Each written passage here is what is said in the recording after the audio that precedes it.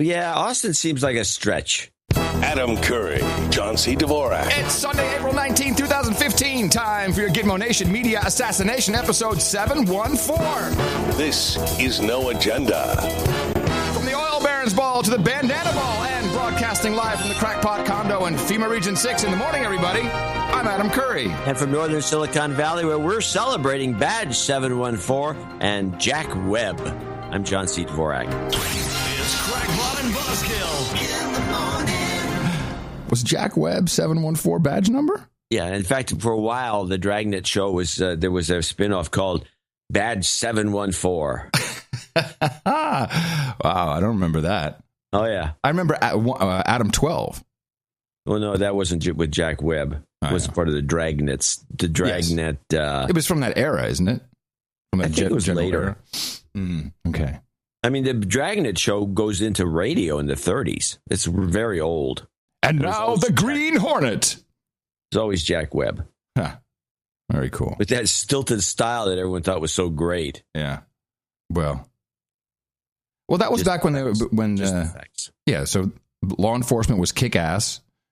And then for a long time we had... Never wrong. And I remember, it was something like FBI. There was some FBI show. Oh, and there's Elliot Ness, the Untouchables. But it would always be like this. The bad guys would shoot, brr, brr, brr, and then the cops would go boom, boom, boom, and the guy's dead.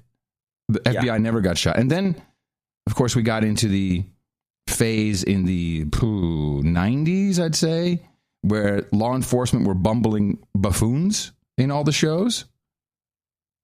Well, there was that element, but the realistic element has never really been fully portrayed on television. In fact, I have a clip. Oh, hold on a second. This would be more realistic probably than most of the stuff we see. Okay, what is this? Chicago police. The Chicago City Council has agreed to pay a $5 million settlement to the family of an African-American 17-year-old who was killed when a police officer shot him 16 times. Police say Laquan McDonald was armed with a knife when an officer killed him in October.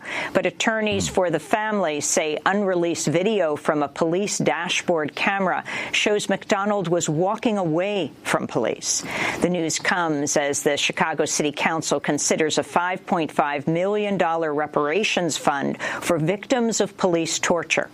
Under the reign of Chicago Police Commander John Burge from 1972 to 1991, up to 120 African-American men were tortured with tactics including electric shocks and suffocation. Newly re-elected Mayor Rahm Emanuel has backed a reparations proposal which includes free city college tuition for victims and relatives, counseling services, a memorial to victims, inclusion of Burge's actions in school curriculum, and a formal apology. And as many blowjobs as you want. You know, the funny thing is, I guess after the memorial for the dead ones, they're going to let them go to college free. I think that's fascinating. Yeah. Because this is a piece of suppressed news that, we don't want to, still kind of embarrassing to the Obama administration and Chicago cronies that run the White House. There's another thing that is quite embarrassing that I only really thought about yesterday.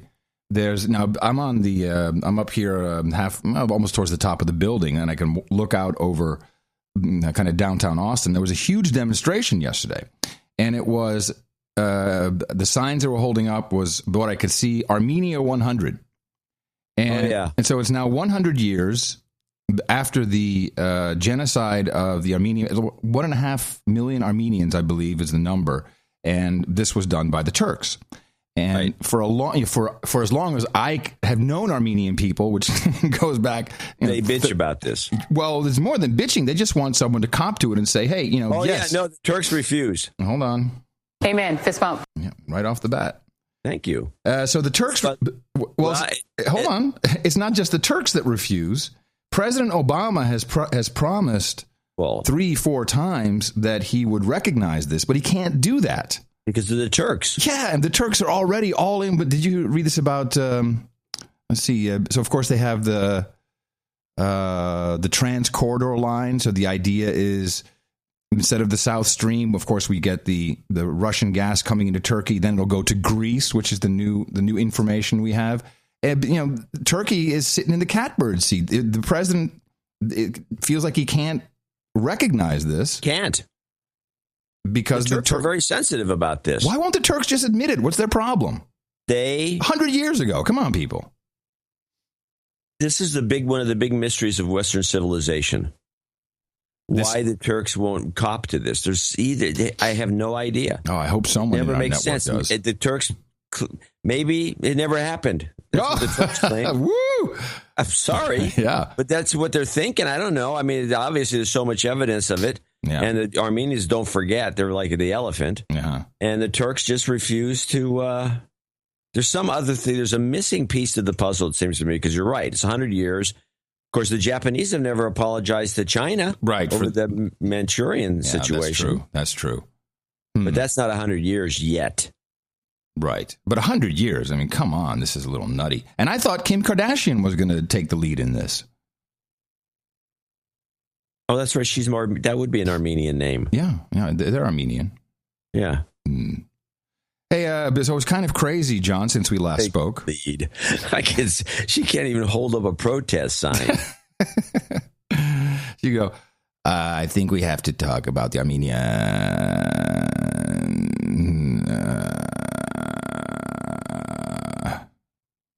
She would vocal fry it, I think.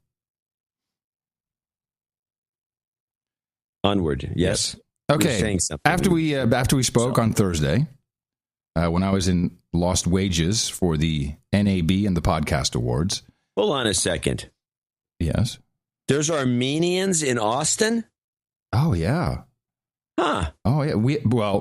Hey, I have 2 new Uber segments. Oh, can you put them in the second half of the show? Because I did some research on this last Uber segment you did. Mm-hmm. And it is just all bull crap. But I don't think that's fair. I'm not saying that this is the truth.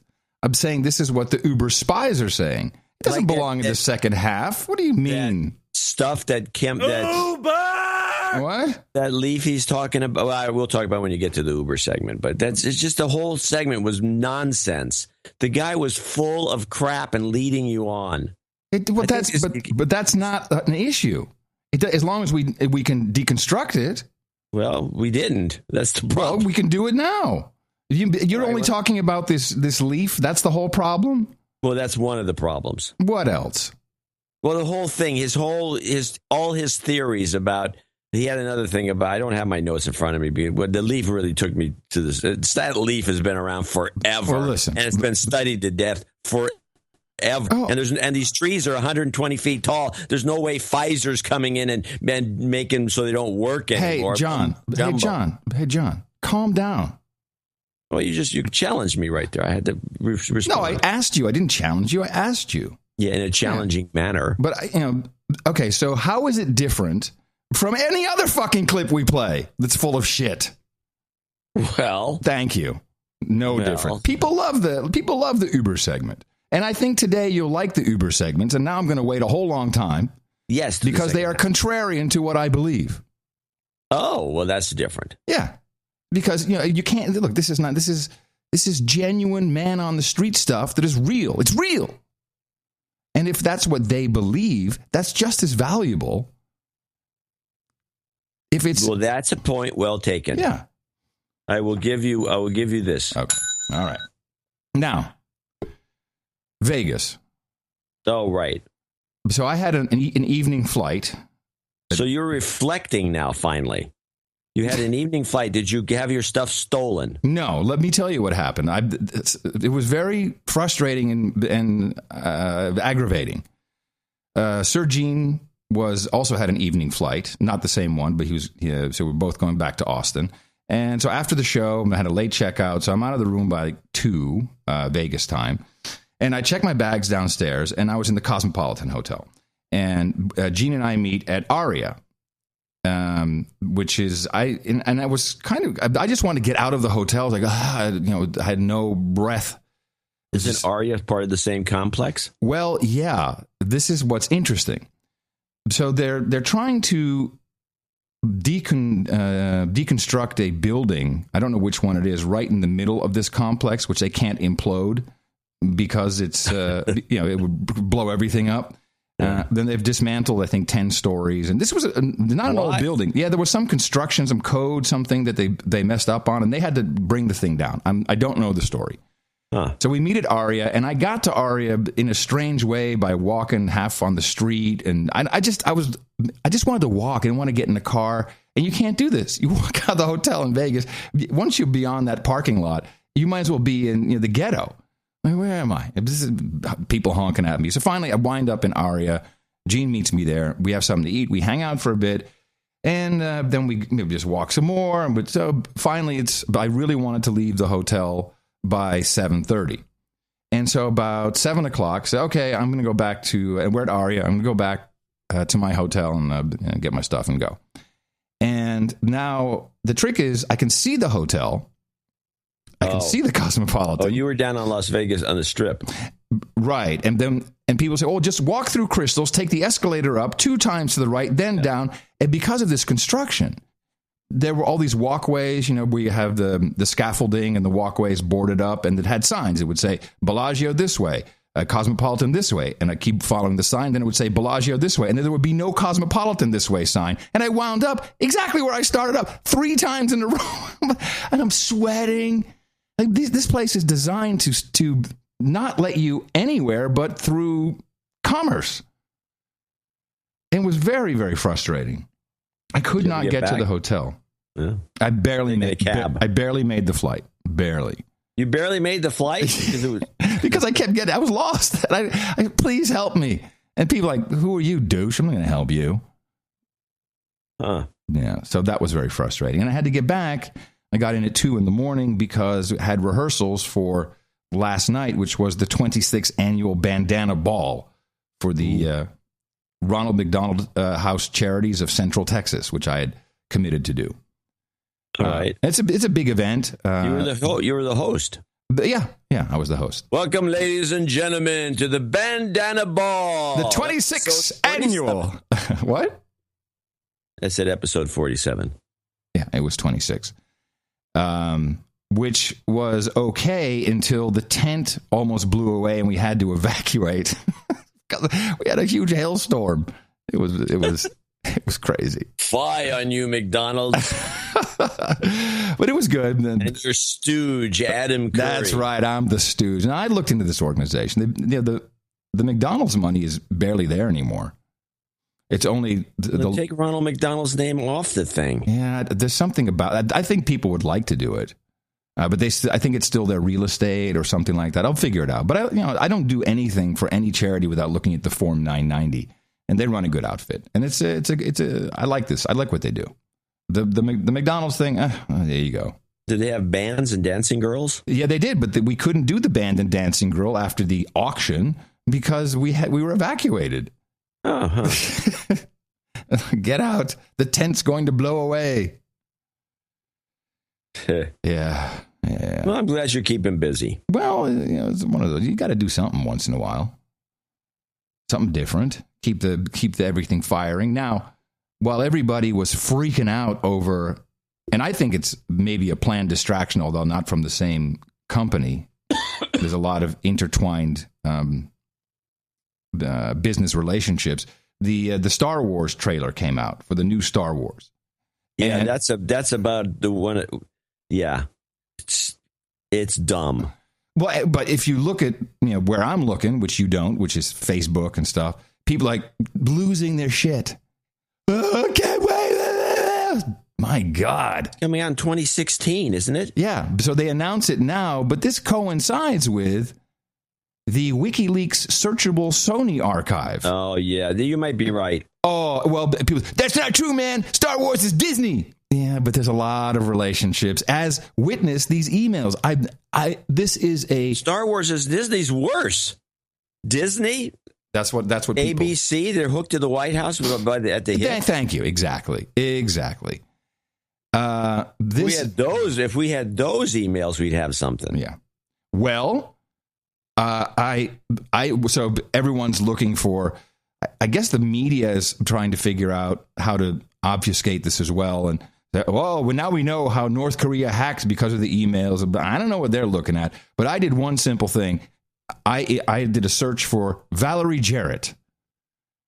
This is beautiful. Oh, good idea. Oh, my good. John, this is hold on so a second. nice. Hold on, I'll give you another one. That's two. When you see the emails between Valerie Jarrett and Michael Linton, who is the chairman and CEO, they might as well just be in bed together, boning. I hope all is well. I know the president's in town next week. Be great to get together if you're with him and have a minute. Otherwise, I'll see you on the vineyard. We get there August 2nd and are there through the 14th. Dance party on the 11th. Invitation to come. Looking forward to seeing you. Bye, Michael. This is pukey. Wow. Oh, there's a lot of this. Let me do a couple more. And Valerie Jarrett. Here, Michael. Let me find. Is this the one? Oh, so now he is a board member, I believe, of the Rand Corporation.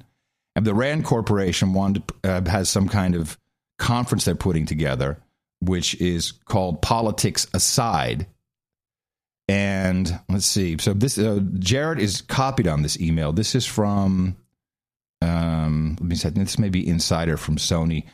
Michael, one more politics aside note. You said you'd be willing to call Richard Gelfand, the CEO of IMAX, to put in a plug for Rand and Politics Aside.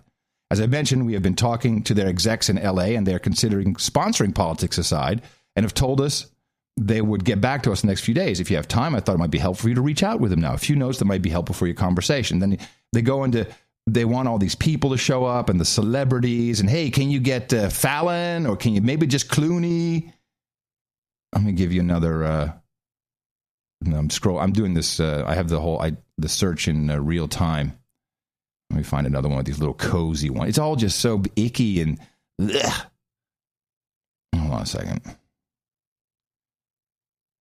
Did you not look at these at all, at these archives? Not yet. Okay. By the way, if you want to pad, I did play the. Well, before you do that, here's my favorite one. So Michael Linton sends an email to Jay Carney. But this is while Jay Carney is here. So he says, I have an opportunity for you.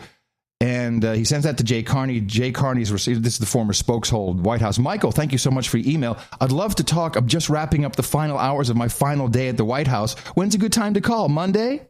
The guy's not even gone from the White House. He's already getting offers to be a shill from the top guy at Sony. It is so incestuous. Well, here's the question. A couple questions. One, do you think this is different at any of these places? No, in Hollywood? No, not at all. It's all the same, of course. But this Why would Sony be special? Right. Because we have their emails. That's the only reason. So question number two, for you specifically, and for everyone listening in on this, I want to ask this just a rhetorical question, which is, if net neutrality was fully in place and unlawful content was no longer allowed, would these memos and emails even be online? No, sir.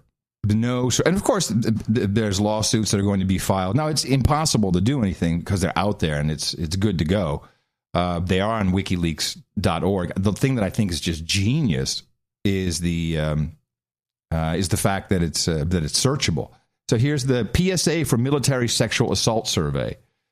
Hey, Michael, just wanted to check back in to see if you thought Stephen Colbert or anyone else might be a possibility to participate in this. I'm told that they recorded one PSA already without a celebrity, but are hoping to still make more if we are able to recruit someone. One thing I might mention, in case it wasn't obvious, that the PSA itself won't mention anything related to sexual assault. And then they go back into that politics. Sorry? What does that mean? What would they say that? That means the celebrity won't have to use the word sexual assault while they are promoting, doing this PSA. Strange. I mean, it's just, it goes on and on and on and on. That was another one here that I had marked down. Then Henry Louis Gates Jr., he sends a lot of emails to Michael Linton. A lot.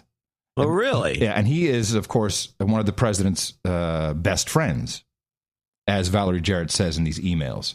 And then they're doing a dinner. It's like, oh, can we come? Is it adults only, or can we bring the children?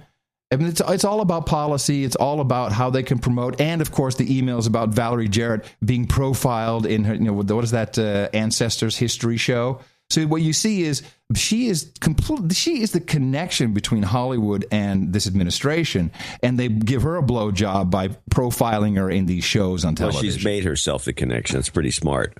It's the way to go. You want to sit right in between all of that. But just, I find it, I can't stop searching for terms. And of course, all of Hollywood is searching for their name. Oh, man, let me see. Oh, yeah, there's all vanity searches. Let's see if I'm in there. Well, the reason I was trying to interrupt you earlier, because I think I have as clip Sony and the WikiLeaks. I think you jumped into it without introducing the topic to the. I don't know that everyone knows this because it's repressed. It's not played up on most news stations. Yes. I haven't heard anything about it on Fox because of the Star Wars. Star Wars. Don't look over here. Nothing to see here. Ooh, look at that. So the only place I ran into it, I'm sure it's elsewhere, but the only place I ran into it was on Democracy Now! I ended up getting a lot of clips from them because they're this week was like stuff you never heard of anyplace else, but they will talk about it. Okay. And so they introduced it, and you can play the segment. This is just the introduction to the story. WikiLeaks has published a full searchable database of over 170,000 emails from Sony Pictures Entertainment. The documents first came to light last year following a hack U.S. officials blamed on the North Korean government.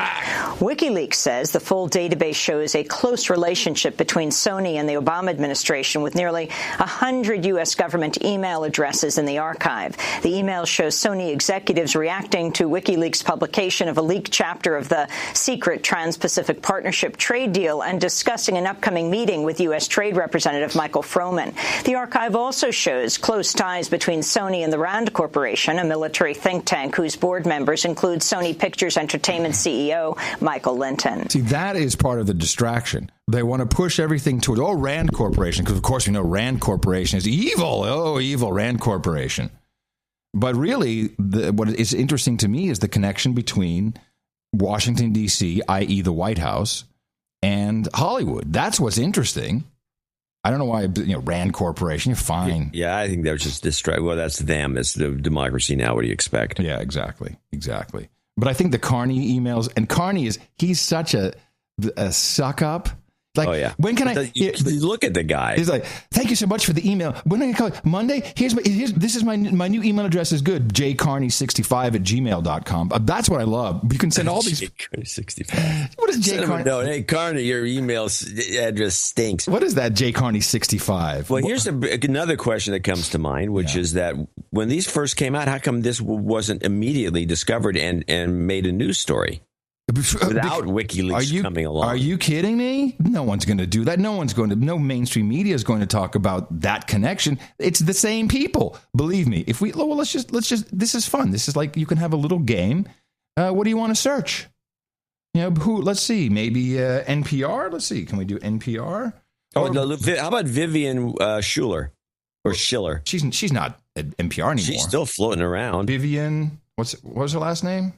I think it's Schiller. I could be wrong. Let me just check on Vivian. We'll see what we get out of it. Hold on a second. What comes back? Vivian Chu. It's Schill. Yeah, but it has to be. Is it Schuler? She has a tough name. It's not Schuler. Schiller, I think. How about Amy Goodman? Let's try Amy Goodman. Oh, yeah, there you go. Yeah. No, she won't be in there. There's no way. Let's see. Then coming back, we have. Well, okay. They also have a lot of.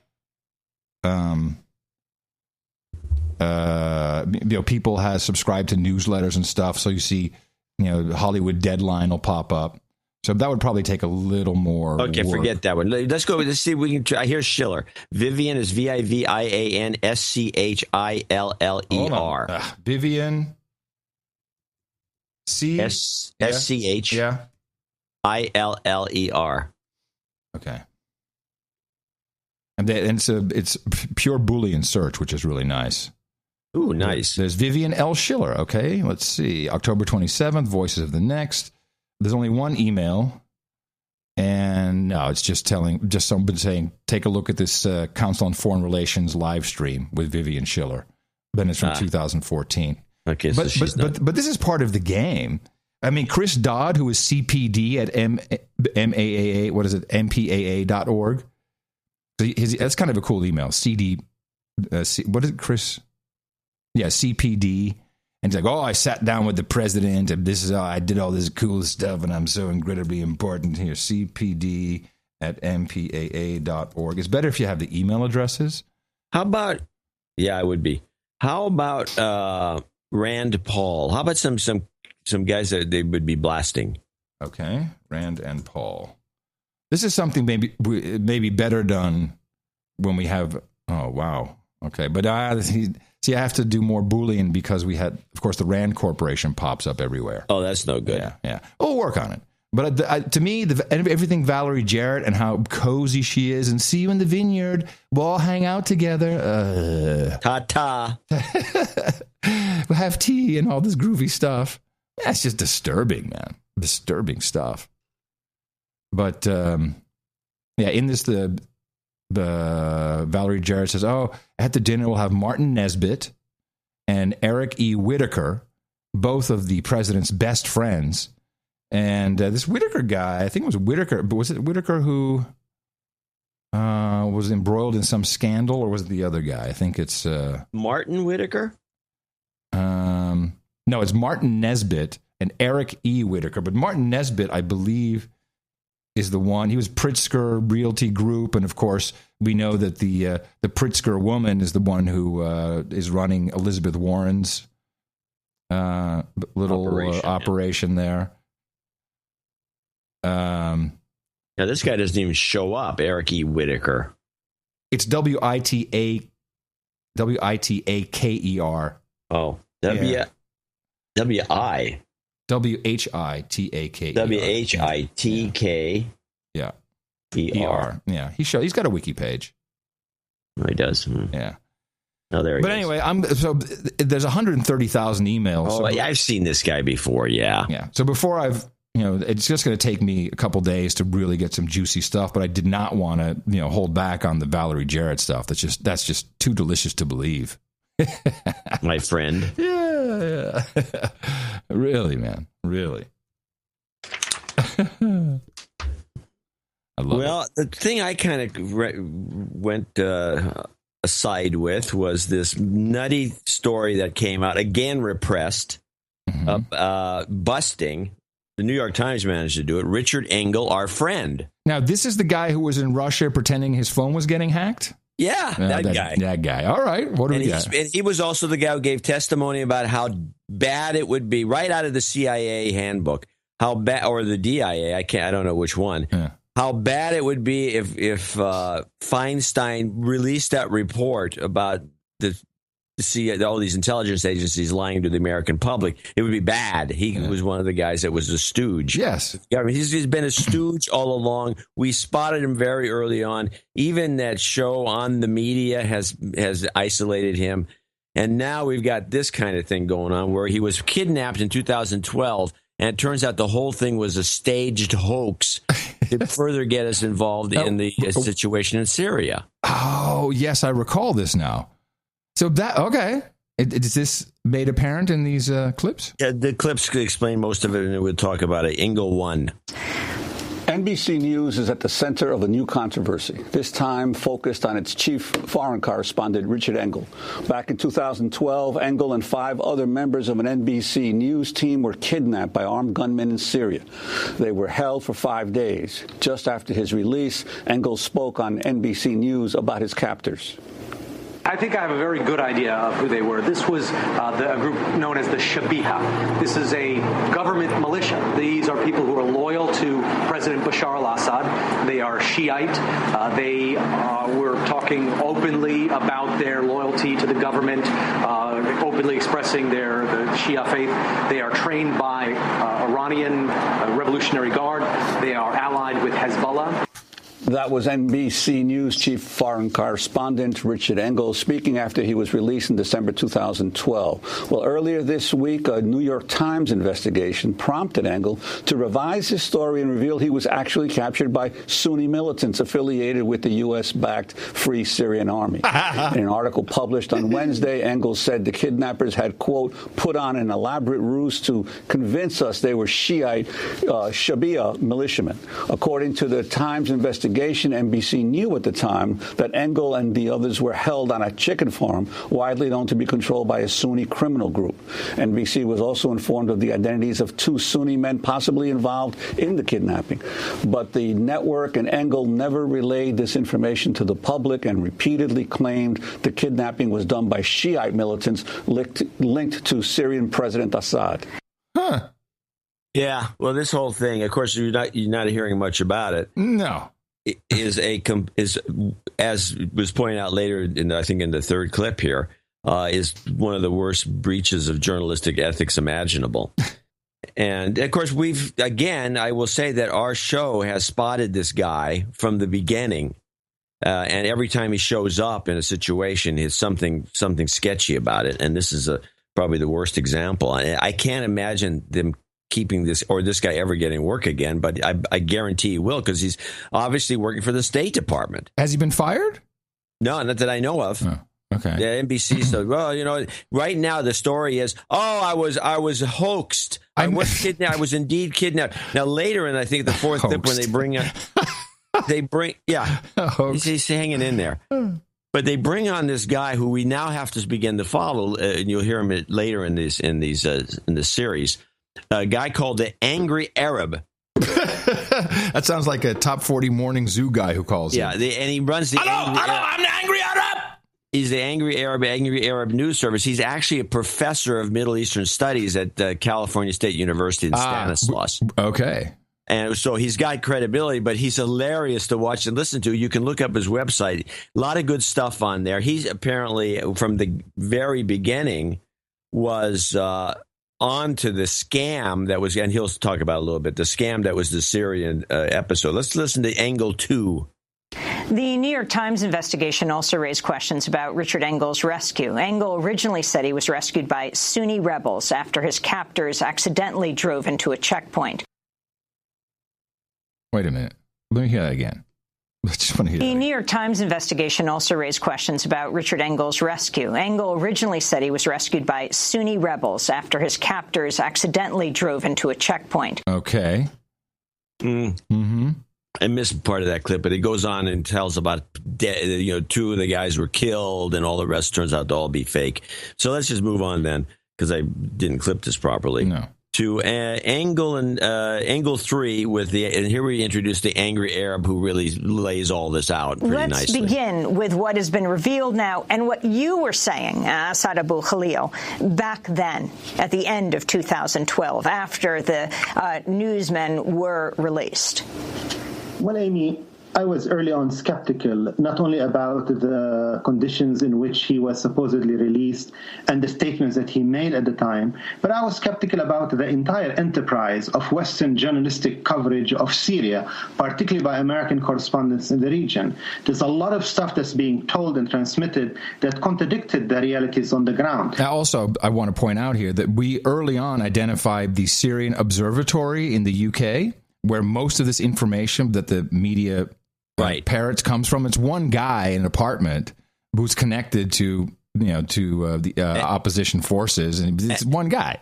And we also, during this period, there was a couple of French journalists that were floating around that were doing reporting in other media outlets, and we were following them, and they were saying that all the reporting that we're getting in the United States was all bullcrap. Yeah. Yeah. And there's a number of them. They created this myth about a moderate secular group called the Free Syrian Army, and they were in fact attacking people like myself and others who were saying that the bulk of the fighting force of the so-called Syrian revolutionaries were militant fanatics of the bin Ladenite style. And in reality, we knew at the time that what is so-called the Free Syrian Army is no more than a coterie of criminal gangs and thugs that were running amok throughout the area of the so-called liberated sections of Syria, and they were engaged in sectarian kidnapping, ransoms, murder, indiscriminate shelling, and they would sometimes kidnap people and then sell them to other gangs and so on. But there is also something political, as Glenn mentioned, which is there was a war lobby. There were people edging at the time in order to get the United States to intervene militarily on the side of these rebels, along with Saudi Arabia, the same allies that we now have in the so-called war on Yemen. Right. And at the time, the statements that Richard Engel made, and I should mention that there is a political story and there's a journalistic story. I mean, the questions to be raised not only about the credibility of Mr. Engel, but also about bad judgment. And this is a correspondent, one of the few who's fluent in Arabic. He can speak it fluently, he can understand it. And yet, upon his release, he taped a video in Arabic for the propaganda arm of the Free Syrian Army, in which he made fantastic claims. And I went and watched it yesterday to my amazement. I mean, he admitted yesterday to the New York Times that, in fact, he may have lied when he said he witnessed at the time of his rescue dead bodies. Now he's saying he didn't. But if you watch the video he taped for the Free Syrian Army benefit, he in fact claimed he saw more dead bodies upon being captured. He should get much more angry if he wants a career. Well, he's not doing a very good job. He's there. Not suitable for broadcast. That you haven't seen him. Beside the point. Now, he's got one more point here that I thought was kind of interesting. And when you see the video, they show the supposed captives, in some barn somewhere. And there's Engel and 1, 2, 3, 4, 5 other guys if I'm not mistaken. And they're on the ground sitting there. And behind them is a wall that this guy points out rightly has been recently painted bleach white. It's perfect. It's not like any, beat up looking area. And then on the wall is in Arabic, green spray painted Arabic is a bunch of anti-government stuff that is just obviously the whole scene was staged as bullcrap. And he questions whether Engel was in on this thing from the beginning. He thinks he maybe wasn't, maybe he was, but he should have noticed that this was a fake. It still must have smelled like fresh paint. Maybe play 3, 4. He, in fact, said that their demands were the release of 4 Iranians in Syria, as well as 2 militiamen from the Amal Shiite Lebanese militia. But why did he invoke Amal? Why, if it was really Amal, why did he invoke Hezbollah? And then he would say repeatedly, with a straight face, that we knew they were Shabiha because they told us. The word Shabiha is colloquial Syrian for thugs. So this is the name that is given to pro-Assad regime militiamen by their opponents and the armed rebels. So imagine somebody identifying himself or herself as a thug. And that's the story we were led to believe. Plus, there was a footage of the actual room in which these hostages were held. You look at this old room with old paint, and suddenly you see fresh paint of clearly, explicitly identifiable Shiite slogans. Plus, he said that in the segment which you aired, in fact, he said they were explicitly worshipping in a Shiite manner. I mean, didn't he in any way, question why that was the case? I mean, look, I am not naive. Many of these Western correspondents have been engaged in part of the war lobby in propaganda effort to champion the cause of the Free Syrian Army. This Free Syrian Army not only kidnapped these journalists. At the time, they were kidnapping innocent Lebanese on the basis of their sect. Some of them they were selling, and some of them they were exchanging. There are 2 missing bishops from Aleppo that nobody talks about. Not only is this embarrassing for NBC News, but listen to this list of awards this guy has. Edward R. Murrow Award, News and Documentary Emmy Award, Peabody Award, Alfred DuPont Columbia University Award, 3 Emmys for News and Documentary in 2008, the George Foster Peabody Award. In 2009, again, the Edward R. Murrow Award, the Professional Journalism Award in 2009, then 3 more Emmys in 2009, 2 and 10, the Gracie Award, the OPC David Kaplan Award for Spot News Reporting, David Bloom Award, the Daniel Pearl Award, the Overseas Press Club Award, which we know that's a front organization. We've deconstructed that. Again, in 2012, the DuPont Columbia University Award. These people should be ashamed. It's an embarrassment. It's beyond. They should be tarred and feathered. But John, the Star Wars trailer is out. Woo! There's a ball that rolls around with a head on it. Yeah, anyway, exactly. The whole thing goes right back to the beginning of this whole phony baloney take out Assad scheme that came up from the beginning. And here's the point I want to make. Whatever you have heard right now it's just going to go on as though nothing happened. This is exactly like the so-called gassing the shells that couldn't have possibly come from the Syrian area where they stored them, because they were done by these phony baloney Syrian army guys, and it's been proven academically by science is in. Science, I tell you. Form or another. The guys have come and looked at the shells. They've looked at where they landed. They looked at where they would have been shot from and all the rest of it, these gas shells. We still, when we hear any sort of analysis of Syria, we still hear the blame thrown back into the phony baloney original blame, which isn't true at all. And it's a crime that these large networks and everybody else are so in on this trickery to fool the American public into accepting crap ideas just to sell more arms so John McCain can somehow make out on the deal somewhere, and Lindsey Graham can somehow make out on the deal somewhere someday in the future. Well, and people put up with this, and they spend all their time looking at Facebook and the trailers. And this brings me to John McCain and the military-industrial complex. We have a big sale. While stocks last, we're trying to sell as much as possible. We're trying to end the sequester. Whatever we do, we need to sell arms, and we want to sell them to South Korea. We want to sell them to Japan. Of course, Kobe changed the constitution, and all good to sell. They can now defend themselves. They can have weapons. South Korea, as agreed to by my Uncle Don, that the U.S. Central Command is no longer in charge of South Korea's defense. That was handed over in January. And of course, we have $1 billion that we just sold to them in ICBM type warfare.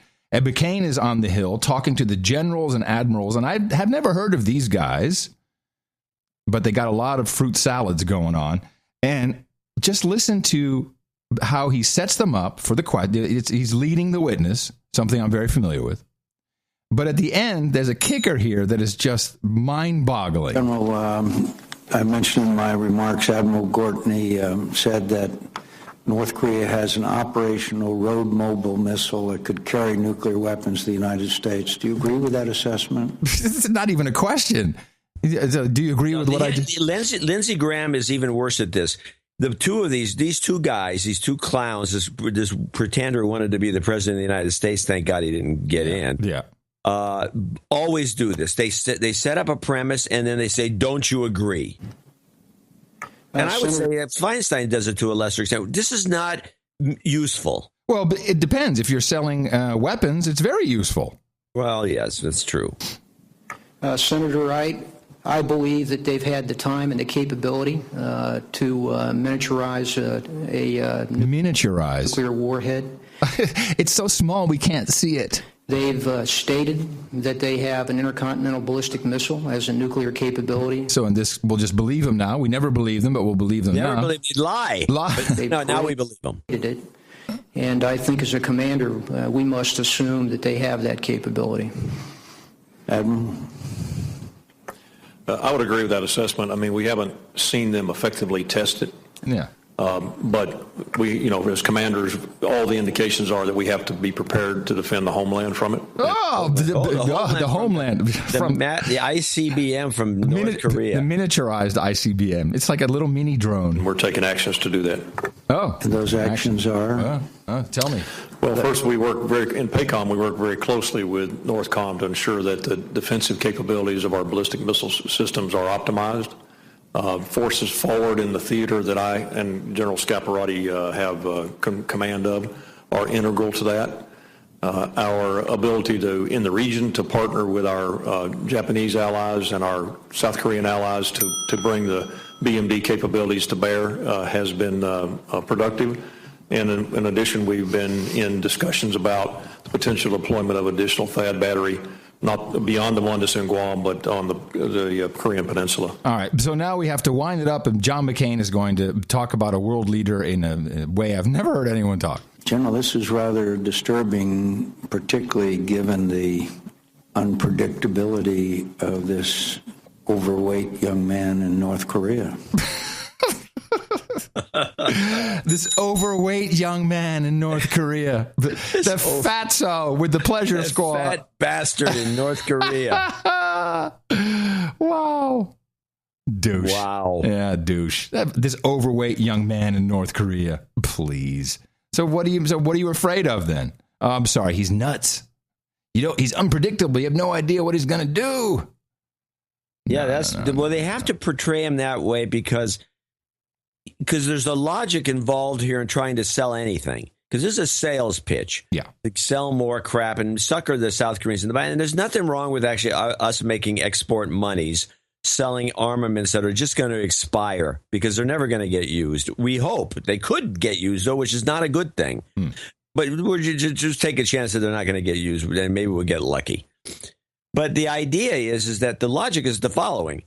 They don't have an ICBM, but we're going to assume they do for some unknown reason, just to scare ourselves. Yeah.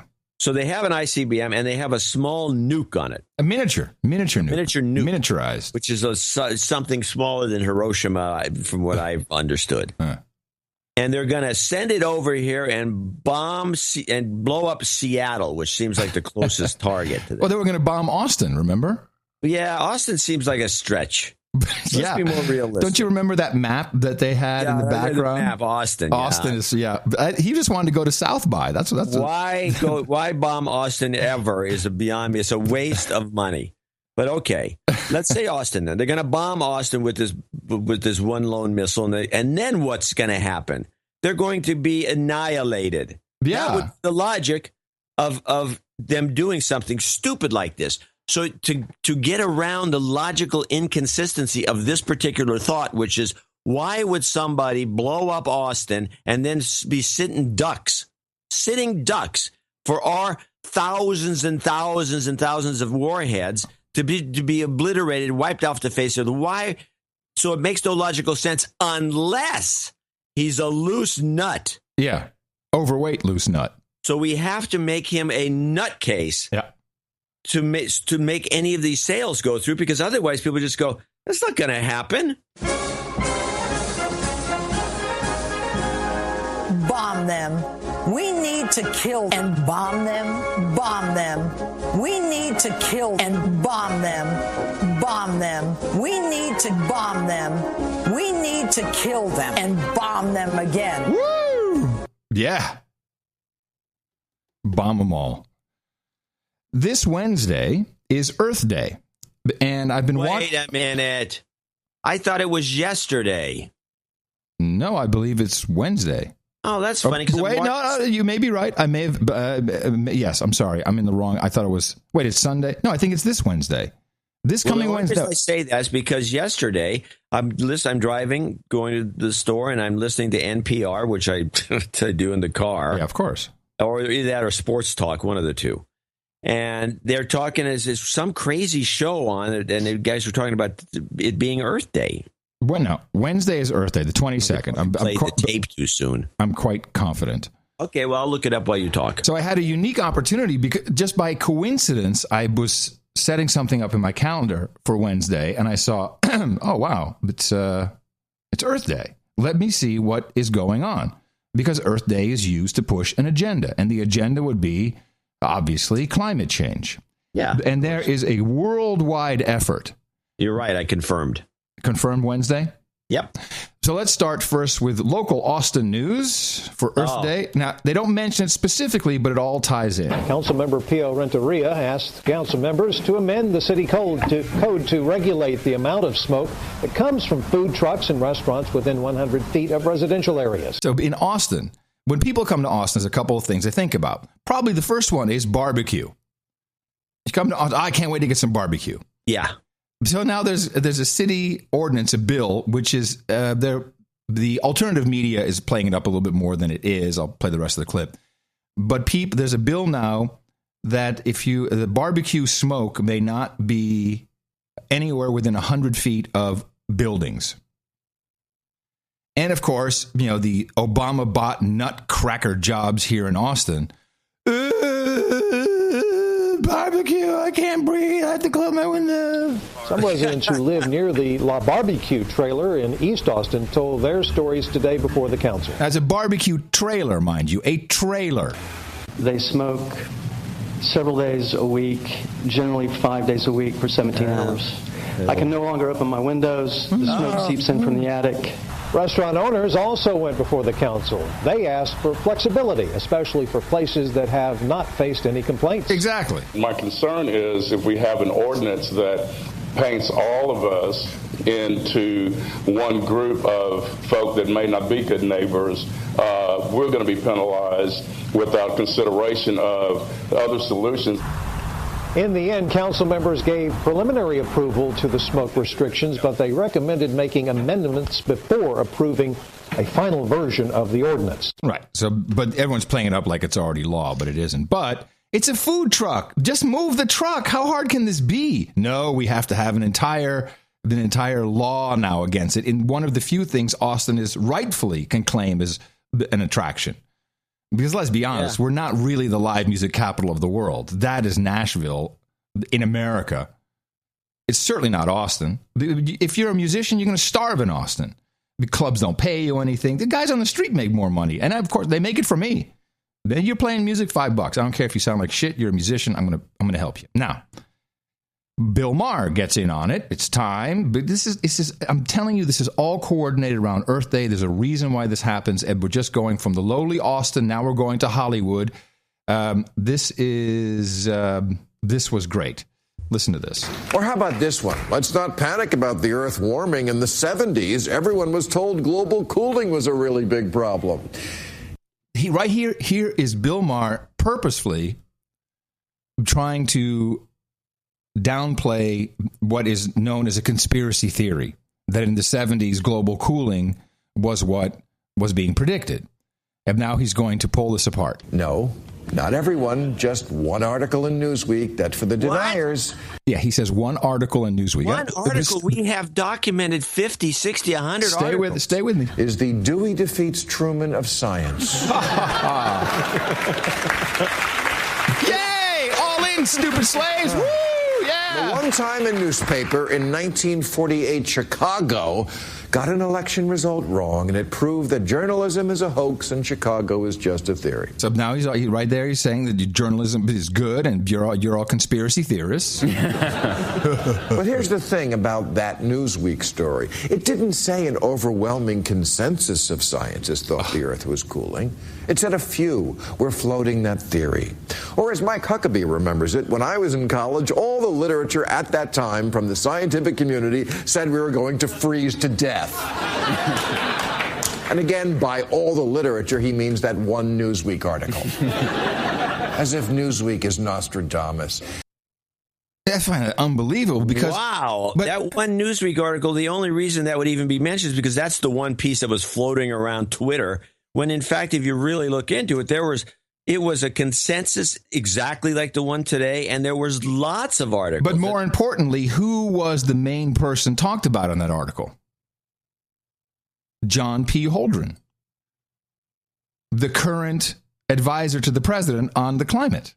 He's the scientific advisor. Yeah. That's omitted in Bill Maher's little ditty here. Wow, that was great. That's clip of the day. Well, first we do this. The science is in. Science. Maybe you should listen to a few more before you give me a clip. I like the way he does a great job of marginalizing everybody. Whatever he wants to fit his little theory. Yeah. I mean, and we have to remember he's a comic, and so his excuse, and I will say this at the end of the day, his excuse will be, "Oh, but I'm just a comic." This is what Jon Stewart does. Yeah, exactly. That's why Jon Stewart had to quit. He couldn't live with himself anymore. I know Jon Stewart. He's a Republican. We've talked about this. He's an undercover Republican.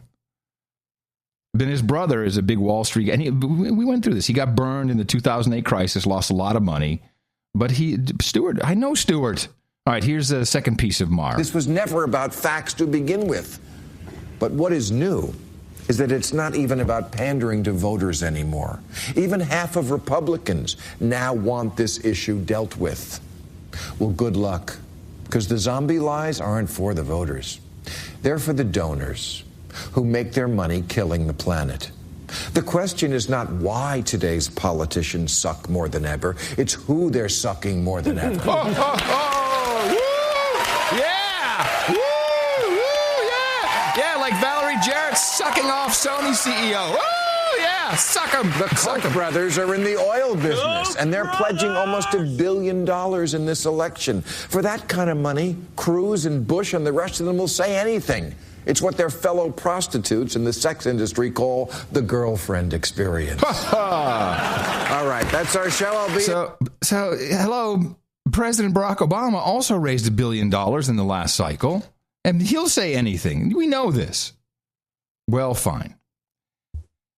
Now, when I correctly predicted that Francis would be our next pope, and I do want that to be known. You love this one. Yeah, because I predicted it. No one else had this prediction. You did predict I said, I will agree, and you predicted the guy by name. Yeah. Out of the blue. Mm-hmm. And the reasoning behind it was a South America and a Jesuit. And boom, the guy fits the bill. So I believe Pope Francis, a lot of people may get angry with me, but I believe he is a globalist. I believe he is in on the deal. And he is going to make there's a word for it, an encyclical. He will be sending an encyclical to the bishops, which is the old term for a chain letter, I think. Encyclical. And, of course, he's going to meet up for the first time with Ban Ki-moon, the United Nations Secretary General. This has never happened before. And Ban Ki-moon is actually even speaking English now. He's so excited. The world is now recognizing a basic truth of our times. A basic truth. Write that one down, John. We need to remember that this is a good term. Basic truth. We need to buy insurance for the planet. Insurance for the planet. Now, you just heard Mar talking about the planet being killed. Now we need insurance for the planet. We must all be ambitious as we look to conclude an agreement at the climate change conference in Paris in December. There's a strong moral dimension to this effort. It'll be freezing.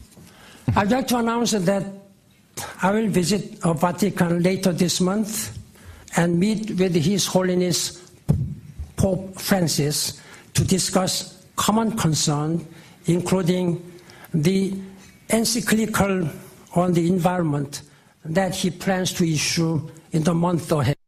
So this will be very interesting to see what the encyclical says. Well, I got to stop. Yeah, I will be. Let me ask a couple questions what you just played. First of all, I'm under the impression to this day, and no one's shown me anything different, that all these basic truths are based on computer models. Mm-hmm. Future predictions. Is that still true? Yes. Okay. Secondly, who's the agent provocateur that's involved in these climate change conferences? We've seen this happen a couple of times, where they put them in places in the middle of winter where it's notoriously miserable.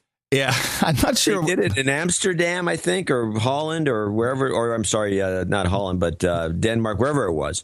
And where it was snowing the whole time the thing was going on. Now it's going to be Paris in December. Have you ever been to Paris in December? No, I try to cut back on those trips. It's freezing and raining. It's horrible. It's nasty. I know it's nasty. So then he goes on to say that the Pope is coming over to visit him in September, and that's all fine. Now, the common theme here is we need insurance for the Earth. We say planet, but that's why Earth Day. Planet, Earth. We need insurance. We're killing the Earth. Let me tell you something. Let's just presume for a moment that we're going to see this temperature rise, or maybe we'll see this incredible freeze, but it's all because of climate change. The Earth is not going to die. We're going to die. That's what bugs me. And the president did his podcast. This will be my final bit in this for Earth Day, talking about Earth Day, of course. And it's all about the planet. Oh, the planet this, the planet that. I mean, I just paraphrasing the great George Carlin. I mean, it's the most arrogant thing you can think. The Earth doesn't give a shit. The planet's fine. How many 4 billion years of the planet being around? Been through volcanoes and tidal waves and asteroid strikes. Hold on 1 second. Let me take a look out the window. I can see the shoreline. Is it rising? Is it rising? No, mud flats. The mud flats are still here. Let's listen to the president, and he's, this is how you know, and there's another little gotcha here, and I'll tell you up front. Florida, in their local state legislation that's now verboten to use the words climate change. So this can't be. This has to stop. We can't have this. It's a big-ass state. So the president's going to go to the state to convince everybody about climate change, and it's a target. But listen to what he's saying here. And of course, as with every podcast that the president does, we start off by saying, "Hi, everybody." Hi, everybody. Wednesday is Earth Day, a day to appreciate and protect this precious planet we call home. Precious planet. And today, there's no greater threat to our planet than climate change. No, threat to the people, my friend. This is bogative.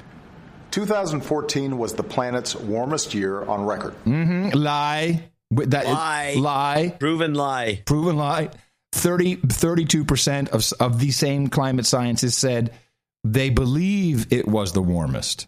Right. And even their own numbers show that 1997 was warmer. And NASA has two sets of numbers. They had different numbers in 97 than they use now. 14 of the 15 hottest years on record have all fallen in the first 15 years of this century. This winter was cold in parts of our country, as some folks in Congress like to point out. Oh, you mean Republicans? Yeah, thanks. But around the world, it was the warmest ever recorded. Ever! Climate change is real! It's real! It's real! It's real! And the fact that the climate is changing has very serious implications for the way we live now. Stronger storms, deeper droughts, longer wildfire seasons. The world's top climate scientists are warning us that a changing climate already affects the air our kids breathe. Asthma. Last week, the Surgeon General and I spoke with public experts about how climate change is already affecting patients across the country. You see how this works? You see how you're inundated from all angles about this stuff? The Pentagon says that climate change poses immediate risks to our national security. Wow. Yeah. And on Earth Day, I'm going to visit the Florida Everglades to talk about the way that climate change threatens our economy. The Everglades is one of the most special places in our country, but it's also one of the most fragile. Rising sea levels are putting a national treasure and an economic engine for the South Florida tourism industry at risk. So climate change can no longer be denied or ignored.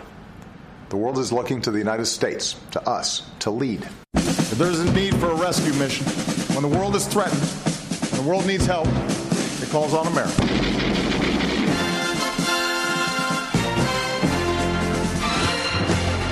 And that's the story. Well, there you go. We're set up. We're good to go. The planet is going to... We need insurance. The planet's going to die. What's the insurance? Who's carrying the policy? Aetna? No, what was the AEG? What was the... AEG, yeah, they can afford it. All right, with that, I want to thank you for your courage and say, in the morning to you, John C., where the C stands for climate denial, Dvorak. Well, in the morning to you, Adam Curry. In the morning, all ships at sea, boots on the ground, feet in the air, subs in the water, and all the dames and all the knights out there. And in the morning to all of our human resources there in the chat room, I love you.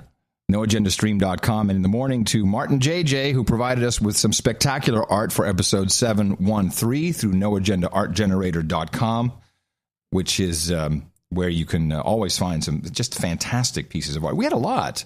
It's funny how sometimes we get nothing.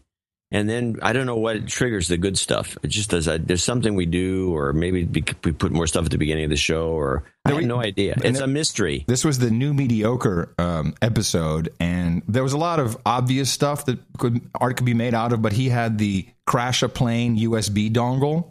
Yeah, that was dynamite. Yeah. There's about 3 pieces that we could have taken, but that little dongle, well, it looks like the work was put into it. Yeah. And we know it wasn't. And it was visionary. Because we had this so-called hacker who was tweeting that, I can deploy the oxygen masks in the plane. And he got arrested, but then he was released and he got all his stuff back and he was on the flight the next day. He got a lot of free publicity for he runs a security operation and claims that the planes have a USB port under the seat you can plug into and you can have access to the controls. That was the theory. Right, but I'm not buying that at all. At all. Well, I have to look into the seat. I've never heard of such a thing. If there was a USB port or some sort of a port under the seat, that it would have been found by a lot of people by now. Huh? I mean, it doesn't, because you know the way these guys are. Yeah. Yeah. Well, it's like Richard Engel. Oh, but I got kidnapped. It's all fake. I got shot at in a helicopter. I got kidnapped by, there's weapons of mass destruction. It just goes on and on and on. It's on and on. It's bogus. And people have the nerve to send us emails saying, I'm not listening anymore because you were wrong about this. You were wrong about something. Yeah, sure, we're wrong all the time. We try to correct ourselves. That's why we have a fantastic audience who, by the way, I hope you're all going to scour through the Sony WikiLeaks emails and find some good stuff for us. I mean, this is a typical crowdsourcing project that they're just doing screams. it with what is the IDC-10? What is it? The ICD-10, the medical ICD-10. codes. Yeah, somebody found nose. What was it called? Chronic nose picking. Yeah. Now, I didn't look it up, but somebody else did. And they said, wow, I thought this was bullcrap, but there's just a joke, but it's in there, I guess. It's all in there. Yeah. It's nose picking. Mm-hmm. Scratching your ass. They're going to have everything. Scratching your ass, scratching your leg, scratching your knee, scratching anything.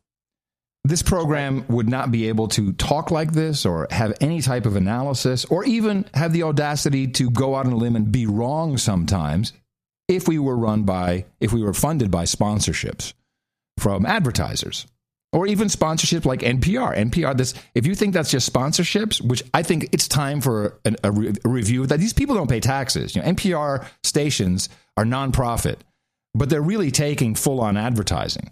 And they're presenting it as such right within the rules of what they're allowed to do. So you can't have a call out to a URL or say they're the best. But it comes pretty close. It comes very close. Yeah. So we do it with funding from people who listen to the show. You're not the product. The product is made for you, by you. Our sources are you. We just work our behinds off to try and put it all into some kind of presentable format. Yes, and we manage it every so often. Yeah, once in a while. Once in a blue moon. But we do have some people to thank. We have quite a few. We did send out a plea for additional help for the show, 7/14, to celebrate Jack Webb. Joseph Gilbert in Dallas, Texas, $350 came in as an executive producer. We have these notes are a little lengthy, so it's gonna take a little longer to do this segment. It's okay. Been listening since episode 1 started. This is a funny story. Makes you wonder. Been listening since episode 1. Started when I was in high school. Long story short, to get an education, stable job, I went on food stamps, worked full-time, and studied at a top university full-time. I made a deal with myself that I pay off my loans and send you the interest. I saved by paying 15 years early. Wow. I just turned 25. I'm now debt-free. That's the only way to do it, by the way. Congratulations. Just bear down and get rid of that debt, or not get the debt in the first place. Yeah. I turned 25. I'm now in debt-free after 2 years as a sysadmin position. His first name may have been Ben. So a guy named Ben, a dude named Ben. Here's the start of my installments. Thank you for your sanity and for the sanity and understanding. P.S. I'd love to work in Gitmo, Europe, and try to change the scenery from Gitmo, Texas. If anyone has a position open for an entry-level IT position, CCNA SEC certified, please let me know. Joseph of Dallas, Texas. Joseph.gilbert1, gmail.com. We'll say it. That's what he wants us to do. Okay. Joseph.gilbert1. Thank you very much. Ben, he is our top executive producer today. Yes. Black Knight Sab Swiss in Berchtesgaden, Switzerland. 34567, one of my favorites. Black Knight Sab Swiss ITM. I didn't donate since my knighting last summer, but with this donation, I'm finally on my way back to Baronet. Since the famous douchebag call out of a listener some months ago, I was always expecting the men from the douchebag check knocking at my door. That's why I only listen to the show when I'm outside the house. So no one can knock on the door in the wintertime. But they could throw a hood over you, man. It could happen. Yeah, guys, that's worse. And throw you in the back of a truck. I'm still enjoying the show very much. Only negative thing I can mention is the fact that the comedy factor dropped about 10% since John improved pronouncing Dutch names. Yeah, it's sad. It's sad. I agree. I haven't improved that much. 2 years ago, John would actually. The problem is we got 10% less Dutch. Yeah, that's true. Contributing to the show. Yeah, well, that's no fun. John was even better than Steve Martin in the movie Pink Panther, trying to pronounce the word hamburger, which was hilarious. I got a question. I'm a Black Knight, but I couldn't find anything about Black Knights in the Book of Knowledge. Can you explain to me why I became a Black Knight? Finally, you might as well tell him. Yeah. He wants karma for everybody. We should also get some for Joseph. Karma for everybody, and thank you for your courage. Yeah, okay, see that. Amen. Fist bump. You've got karma. Yeah, if you are a knight and we forgot to knight you, which happens, then you're a Black Knight. That's how it works. But you still have to send in the information, the tally. And we don't have a way to. Well, no, that's not absolutely correct. With checks, we don't. The system. Okay, you tell me. I'm wrong. I believe it goes like this, and I think the committee would agree with this. When we don't necessarily, you have to send us a tally, tell us you're going to be a Black Knight. Or tell us you're going to be a knight. If you sent it in or somehow indicated you're going to be a knight and we skipped over you and missed it, then you're a Black Knight. Yeah, that's what I said. No, you said that you had the tally came in and you said something. I said, if you're a knight, if you sent it in and we didn't knight you, then you're a Black Knight. Yeah, that's right. I didn't use the word skip. Okay. Well, you didn't. No, well, I thought you were going in a different direction. No. Whatever the case was. Oh, whatever the case. You wanted me to call you out on this. No, I know what it was. No, you want me to call you out on saying whatever. You want me to call you out on saying whatever the case. Yes, I'm sorry. I think you were going to say, not to get into a debate about this, really, that all the information was available to us, but you never asked to be a knight, and then you become a Black Knight that way. No, that's not what I was saying. Okay, well, then I misunderstood you. Onward. Sir Hank Viscount of Queens, New York, in Kew Gardens, 314-31415, which is the Pi donation, which means you get a Fletcher shout out. Thank you for your courage. Please accept my Fletcher Fest donation of $314.15. The Fletcher shout out is for a fellow knight and colleague that I hit in the mouth who is moving on to bigger and better things. Can I get a Sully Fletcher shout in memory of the idiocy that was endured by all? Yeah, Fletcher will have to make that. Yeah. I heard you waiing for me to play something. On spot. Is he going to play something? Sully! Is your count. Robert Kane in Columbiana, Alabama, 256. This would be our associate executive producer. The latest end of an era newsletter scared the bejesus out of me, terrified I might be losing the best podcast in the universe. I was spurred into action with this donation. I now step forward and proudly take my seat at the round table. Please knight me, Sir Arcane Code. The donation amount also allows me to claim I'm shocked to hear there's arcane code going on here. It's like a Pigot, who happens to be a friend of mine. I've come to realize you gentlemen are patriots in the mode of Sam Adams. Sam Adams spoke out fervently when with passion on the issues of the day, contrary to Adams wasn't as funny as we are. Contrary you would know. That's right. I knew you could. Yeah, very, very good. Yes. Contrary to just like clockwork. Contrary to the myth held by the public school educated masses, his income was not devoted from beer, which he had nothing to do with, but instead from the generosity of supporters. Sounds like two gentlemen I can think of, your leadership and a press motivated by selfish agendas. I just kind of messed that up. In other words, douchebags is the press. Yes. A quick hit him in the mouth story. I was stuck on Interstate 10 just outside of Jacksonville, Florida, returning home from a business trip. I was literally stopped due to the road construction. Right next to my car, a reporterette was interviewing some construction guy. They were no more than 6 feet away. Not wanting to miss an opportunity, I queued up the most recent episode, rolled down the speakers, and cranked up the volume to full.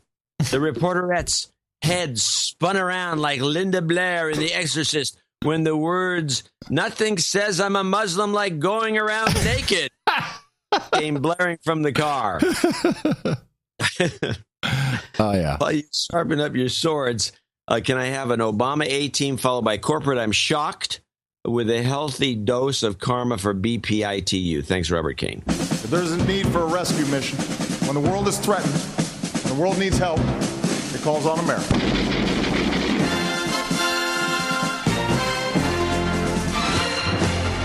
And that's the story. Nothing says I'm Muslim like running around naked. I'm shocked to find vocal fry going on in here. You've got karma. Okay. Intel Armor LLC in Anaheim, California, 23456. Thank you both for the hard work you put into creating the best podcast in the universe. This is a minor point, but a few shows back you two were chit-chatting as Adam glanced at the Austin skyline and noted that all the large buildings were owned by banks or financial institutions, and you were trying to figure out why they needed so much office space. Just because their logo in a building doesn't mean they own it. Okay, we know that, actually. In most cases, they're simply paying for the ad space, which is perceived to be very prestigious. Yeah, I'm sure Moody's Bank is getting a lot of retail business. So it's good. Well, or IBC Bank, a lot of retail business. So the wife can point up there for her friends. Okay, Look, that makes sense. That makes sense. So the next time you see a building with the bank's logo perched high above, remember that it's a bank most likely just acting like a peacock. Okay. Strutting and putting feathers out when in fact is nothing more than a scrawny bird. Mark McAvoy, this is right in the middle of this whole thing. He doesn't segue to it. He just says it. Mark McAvoy is a complete douchebag.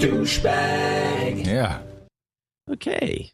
All right. Now we have Intel Armor LLC. Thank you. We have an absolutely fantastic note, but it's a little too long to read. This is Julian Swan. Oh man, you see, I got to go back and forth to get to the bottom of this thing because it's so damn long. So I keep getting Pete Arnold, longtime boner, first time donor, 203-456. Let me just do these other ones first. Then I would fight the good fight. All right. Pete Arnold III, 23456, Apple Valley, Minnesota, longtime boner, first time donor. Thanks for the awesome show. You guys helped me get through the work day with your wit and comedic in the face. There you go. Action fest of awesomeness. Comedic in the face. Okay. Please give me some jobs karma. I also own a small consulting company and need the karma. Jobs, jobs, jobs, and jobs. Let's vote for jobs. You've got karma. Sir Nick is Southside, heard in Virginia, 23456. I saw a call to action, realized I haven't donated in a while. I received my ring and reminded me to donate as well. I'd like a Putin scream. Oh my God, that's amazing. And a Reverend Al. Keep up the good work, Sir Nick of Southside. What should we do for the Rev? That's much. Come on, much. Oh, resist we much? Okay. Yeah. All right, hold on. Let me get that for us. And we got, you wanted a Putin? A Putin? All right, here we go. Putin! Oh my God, that is amazing! But resist we much. We must and we will much about that. You've be got committed. Karma. Can't top it. Dame Sam, Box Hill, South Victoria, 22222. Sorry for the time between donations. Here's a row of ducks. They're now known as 22222 is a row of ducks. Oh, is that something we should know about, this row of ducks? I don't know. It's Australia. Maybe it meant a row of ducks, but it looks like a row of ducks if you look at it. Please send job and human resource karma to those who need it. Regards, Dame Sam from the House of Dubious Repute. Jobs, jobs, jobs, and jobs. Let's vote for jobs. You've got karma. Amen. Fist bump. Clown Show in Kamloops, BC, 20101. Would like to get some small business karma for a 3-year-old venue, Lowboy Market. Lowboy Credit. Been a while since my wife donated last for my birthday. No Agenda has been a huge part of my life since my father, best friend and business partner something, and they ran out of another one of these concatenated messages. Oh, that's crappy. Is that PayPal that does that? Does it? Something does it. I'm not sure why it's...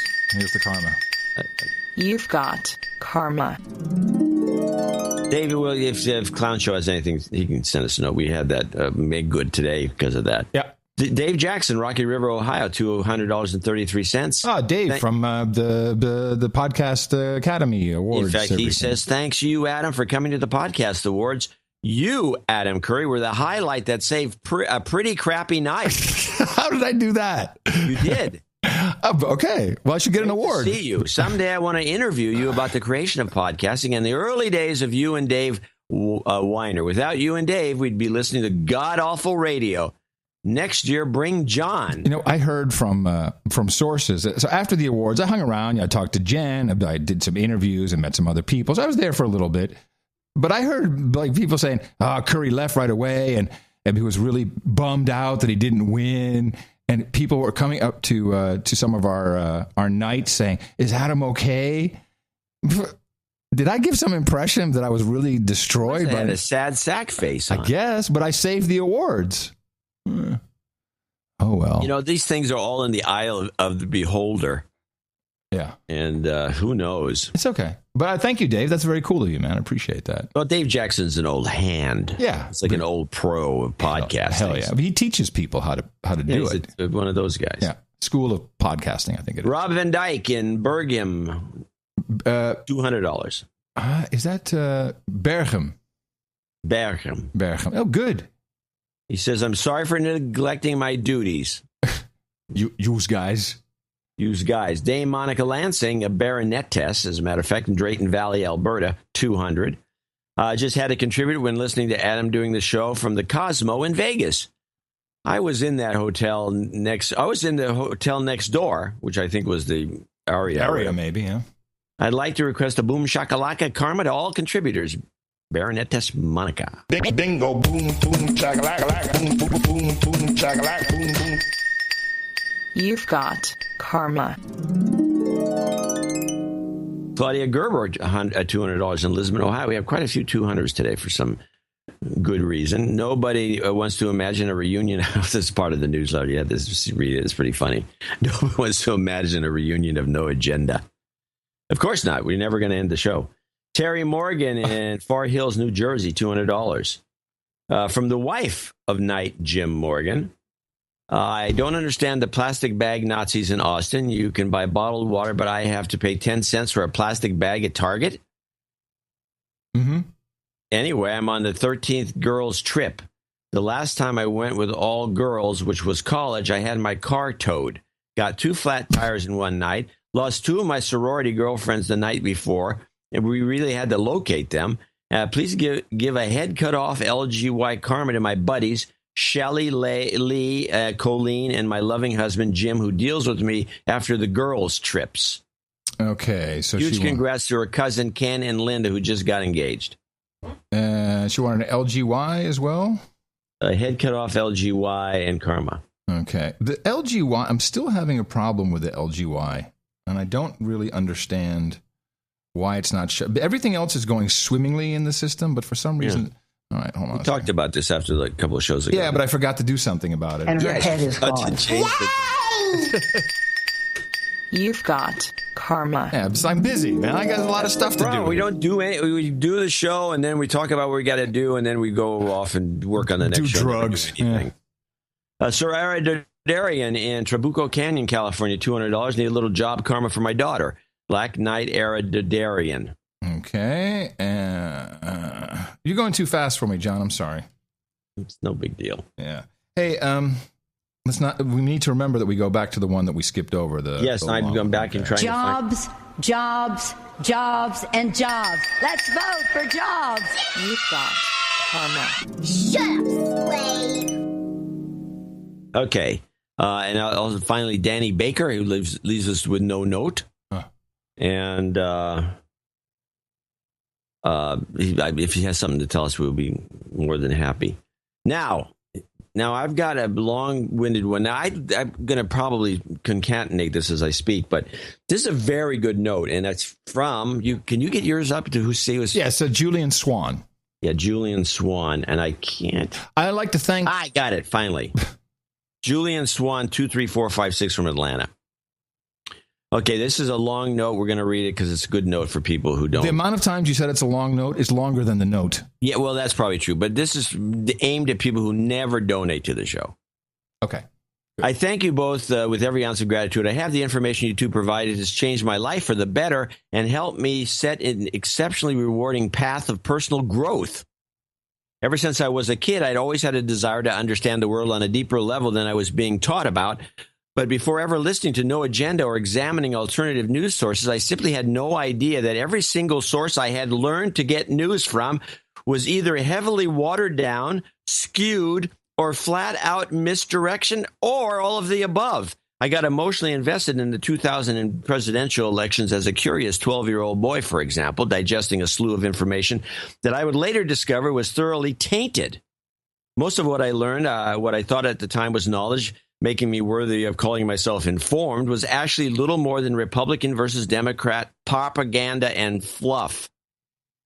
It would take a deep-seated logical suspicion of authority that nagged at the back of my head most of my life to make me conducive to giving you guys a shot, when I listened to the first No Agenda episode 605, Biostatutes, which is really a great episode, by the way. The thing you said seemed wild at first, but I was intrigued. And I could tell from the way you two spoke that you were professional in a lot of subtle but discernible ways that lent you an air of legitimacy despite the highly controversial things you were saying, and set you leagues above any alternative media source I had heard previously. Your good character shows in both the way you speak, the way that both of you speak. When I began to scratch at the surface of the true nature of the world, spurred by your astoundingly informative show, it lit a fire in me that has been yearning for fuel all my life. Fire! Longing for truth that has now finally found direction. I've since purchased all the sacred text. I loved Pot Shards and Confessions of an Economic Hitman. I'm now working my way through Tim Weiner's polemic on the history of the CIA. So far, I found that learning more about how the world works and how about world history has broadened my mind in ways that reach much further than simply having that particular knowledge. Learning more about the many intricacies of human events doesn't make you a more informed person. It opens up deeper natural pathways for you that improves all aspects of your life. And then he thanks us. He says, thanks again for teaching me how to walk, not stumble down the path of knowledge. Keep the peerless work going, you guys. By the way, I could use some love karma if you don't mind. I finally ended up a very long and not so healthy relationship about 6 months ago. Haven't since met any special single ladies. Love. It's the most powerful thing on the planet. You've got karma.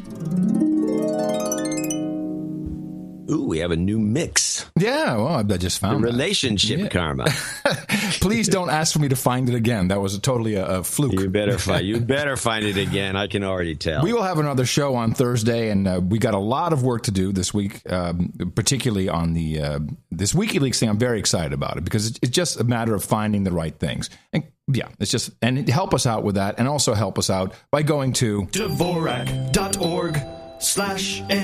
Obviously, there's many ways you can help. One of those, of course, is included by propagating the formula. Our formula is this. We go out, we hit people in the mouth.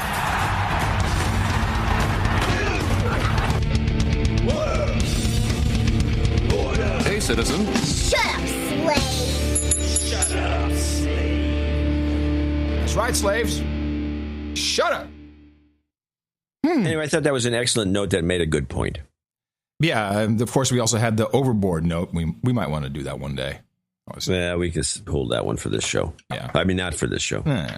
Yeah, we get an overboard note about 2 or 3 times a month.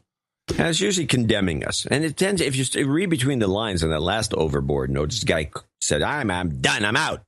It was about the green button. He was irked about our analysis of the stupid idea.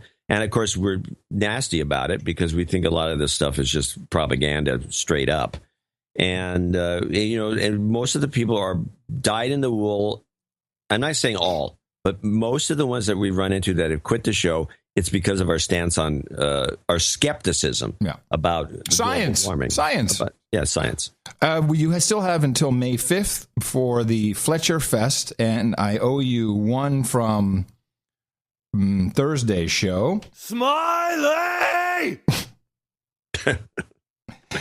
So that's on its way, and I recommend people get in on this as fast as they can before this guy blows his voice out. It's really quite good. Really quite good. Let me see. There was a little interesting thing that popped up in The Guardian, which was based on one video from one guy, and he claims that in Russia, Siri, this is the artificial intelligence voice and interpreter in Apple products, is homophobic. And this, of course, is fantastic because we know that everything that Vladimir Putin does, he hates homos, he hates gays, hates lesbians, hates transgenders. Of course, draconian laws against gays. None of this is true. Now, I don't actually know if he actually really hates gays. I don't think he's ever said it. And the laws certainly were not to arrest LGBTQIAAP, but to soak Hollywood with their fines. And the one guy who actually got a fine was exonerated recently. I've been meaning to mention that. Because there was one guy who got a fine of, I think, $300, and he was exonerated. He went to, I guess he appealed it, and they said, oh, no, you're right. But you'll never read about that. So here's this kid, this guy, who's saying Siri is homophobic. Hi, my name is Alex, and I was quite excited to learn that Siri became available in Russian. However, in Russian, it turns out to be quite homophobic. Let's try. White. Siri, гей-клубы вокруг меня. Now, there's a couple things. Why doesn't he have to say, hey, Siri? Why can he just say Siri? Oh, boy, because he pushed the button. Okay. So the questions he asked, which you can't understand or I can understand, are there any gay clubs around me? And Siri's response apparently is, I'm seeing red right now. And he tries this over and over again. And he has a couple of these, do you like gays? And I immediately forwarded the article to Sir Gene, who he's our Russian handler. And he said, this is bogus. He tried every single, of course, he's tied into the Russian Siri. He tried every single version of what this guy said, and they all worked just fine. He got links to different gay clubs. So this is just based on one guy with one video, and God knows how this is happening or how it's being done. But I find it interesting that we don't have the Apple fanboys going crazy about this. Because it seems like, Apple fans would also be, they're probably all gay. Apple fans are all gay. There you go. Adam at curry.com. Hey, I'm an Apple. At curry.com. I'm an Apple fan. But it's just going too far. There's just limits that this has. And if anyone else has this experience with Siri in Russia. Interesting example of the media's laziness. It wouldn't have taken maybe there's nobody in London or the Guardian. This could be the Guardian. They run out of the U.S. Whatever the case. I know. Whatever. I know. This is a thing. I got a big sign here. I got to stop saying that. This is my newest thing.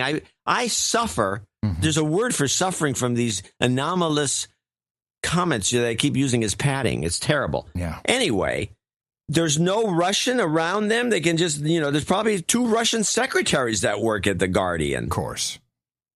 No, of course, Putin hates gays. We all know that. He hates gays. This is confirmation, so why bother checking it out? Why bother doing your job? Just, let it, boop, run it full cloth. Sounds good. Front page, top of the fold. Right away. Yes, sir. Yes, sir. Right away, sir. We're on it. All right. I think it's time to do the first one. Uber! You're kept in the loop with a super duper group of Uber spies. This is now for the bandana ball. I needed boots. There's a place on South Congress, Allen Boots, very famous, and I would if it doesn't make sense for me compared to the pricing for Uber to try and find a parking spot, which costs you $10 anyway. So I hop in the Uber, and it's only an 8-minute ride, and I luck out. I get a guy from Nigeria on the way to the boot store, and I get a guy from Jordan on the way back from the boot store. And of course, this means that I'm going to strike up a conversation. I'm trying to improve my conversational interviewing skills, so I don't lead the witness. I wouldn't want to do that. So we start with Nigerian. We're just going to call him Dougie. Of course, I did not ask him for permission to play this. I have no permission. It's completely unlawful, illegal. This would be the end of the show, by the way. One of these, smart guy figures this out. Nigeria. So this is about the new president, Buhari. And, of course, I'm very skeptical about Buhari. I know that the U.S. Went to chat with him. But I learned something here. Nigeria consists of 3 parts that are relevant to the political situation. There's the north, which is Muslim, no resources. There's the South, which is Christian, has all the oil. And then there's the West, which just troublemakers. And he tries to explain to me how this works, particularly in the political sense. Oh, sorry. How about the new guy, though? What do you think? Yeah, Buhari. I think, it might be, he's from the north. Hopefully we'll be able to, deal with the Boko Haram and get him out of the way. You think all Boko Haram is all real? I think he knows something about it. Because he's a northerner, hey, man. Oh, the north is different? Yeah, Nigeria has three really major areas. Mm-hmm. The south, west, and the north. Uh-huh. The north are the Muslims, and a little part of west is Muslims. Okay. And the northerners, and however, they have no natural resources. Okay. That part of the country. That's where all the money is. No, they don't. Oh, they have none. They has no natural resources, period. Ah. Okay? But the South has the natural resources. We got the oil. Right. But we are the minority. So that makes it complicated. There you go. Just like apartheid. Right. Flip it around, Oh, so it's apartheid against non-Muslims. Yeah. Wow, I didn't know that. So we have the Christian area control where the money is. That is where the resources is. But the northerners are the high populated area. They want to grab the oil. They want to be in control. Okay, so I didn't quite know this part of the story. And Buhari is from the north, and so my natural next line of questioning is, well, do you think this guy is all right? Do you think he's a shill? Is his job to go and steal the oil from the south? Sorry? Before you go there, because of something he said, which apartheid against it's apartheid against the the Christians, non-Muslims. Yeah, the Christians. The Christians, yes, would have apartheid. To be on the wrong side of it. Yeah. Well, that brings me. I don't want to interrupt your clip, but I might as well. This is the only opportunity to play this clip. And this is play this clip. The Muslims tossed the Christians over the side. In the latest tragedy facing African migrants seeking passage to Europe, Italian police have arrested 15 migrants, they say, threw 12 Christians overboard into the Mediterranean Sea. Authorities say the Muslim migrants attacked Christians from Nigeria and Ghana. The killings followed news of a shipwreck which killed another 41 migrants. Well, there you go. Fits right in, doesn't it? Wow, yeah. Yeah. So again, my natural question is, how does this work with the elections? Do you think were the elections fair? I'm very skeptical about all of this, and he will explain and how it's very obvious that Buhari cannot mess this up because, well, we know what happens when you don't play along with the game. But here we go. And Buhari is the new president now, but he's from North. So that is not necessarily good for South. Not necessarily. It is good for South because we want peace. Yeah. We want peace. You see, the former president Goodluck was from South, but he was a figurehead. Yeah. You understand? He didn't actually do what he's supposed to do. Right. Because he was like a puppet. He was being used by somebody here. Yeah. So other people were running the country. Yeah. You see what I'm saying? Yeah. So he didn't actually run the country, so somebody else was running the country. So we need somebody who can actually run the country. And we think Buhari has the experience of doing it, even though he has not operated in democratic society before. I think he's strong enough. He has some experience and he's strong enough to deal with the Boko Haram, get him out of the way, then get the country. And he also don't have money, so we don't think he's coming in to try to get money. You understand? Mm-hmm. And so hopefully. What if he just only representing the Norths? I don't think he's going to do that. If he do that, somebody's going to poison him and kill him. They just told him, look, man, you better do right, man. We're gonna like kick your ass. Yeah. Something happened to him, man. He got sick, man. Somebody poisoned his ass. You know what I mean? This is how someone poisoned his ass. Yeah, they don't mess around in Nigeria. Right. Okay. Yeah, but you see, the vice president is from the West. That is the way he always worked. The power always go within those three. This is the first time in history that a sitting president was defeated. Huh. You see, a sitting president is always re-elected in that country. Yes. This is the first time. Why did that happen? Because the people are getting used to the system of one man, one vote. The United States, the France, the British, they came and they were looking and said, if you act a fool, we are right here with you. You know what I'm saying? Yeah. So it's like the big boys were right on them. You know what I'm saying? Mm-hmm. We ain't going to take this bullshit no more. Mm-hmm. You understand? All these rigging the election. You know what I'm saying? Mm-hmm. You know, and just go buy the election and, you become the president. No. So you're convinced this was a fair election? Yes, sir. Good. Yes. This was a fair election. Good. Yes. Excellent. Yeah. Well, this is the first time. And I really think the world has something to do about it.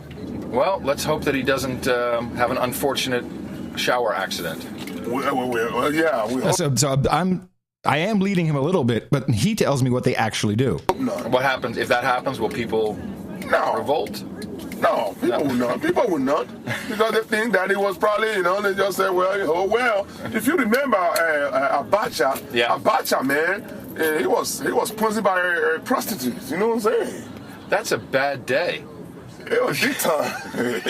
It was knocked up by prostitutes. You know what I'm saying? I think the West got hands in them, And the British, somebody got hands in them. Yeah. That kind of stuff don't just happen. Right, no. It doesn't just happen and people get away with it. You know what I'm saying? There you go. Did you ask him if he was Muslim or Christian? He's Christian. He said he's from the South. I didn't ask him specifically if he was Muslim or Christian, but I presumed a mistake on my part. I should have asked him. That's okay. It was good. Okay. Hold on.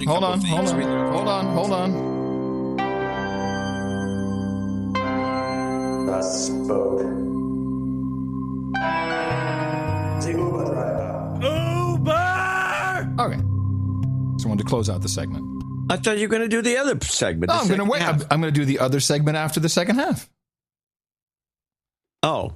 I have another one. I've got the Jordanian guy. Oh, and that's the one that's crazy? It's crazy? No, it's not crazy. It's educational. Okay. Completely educational.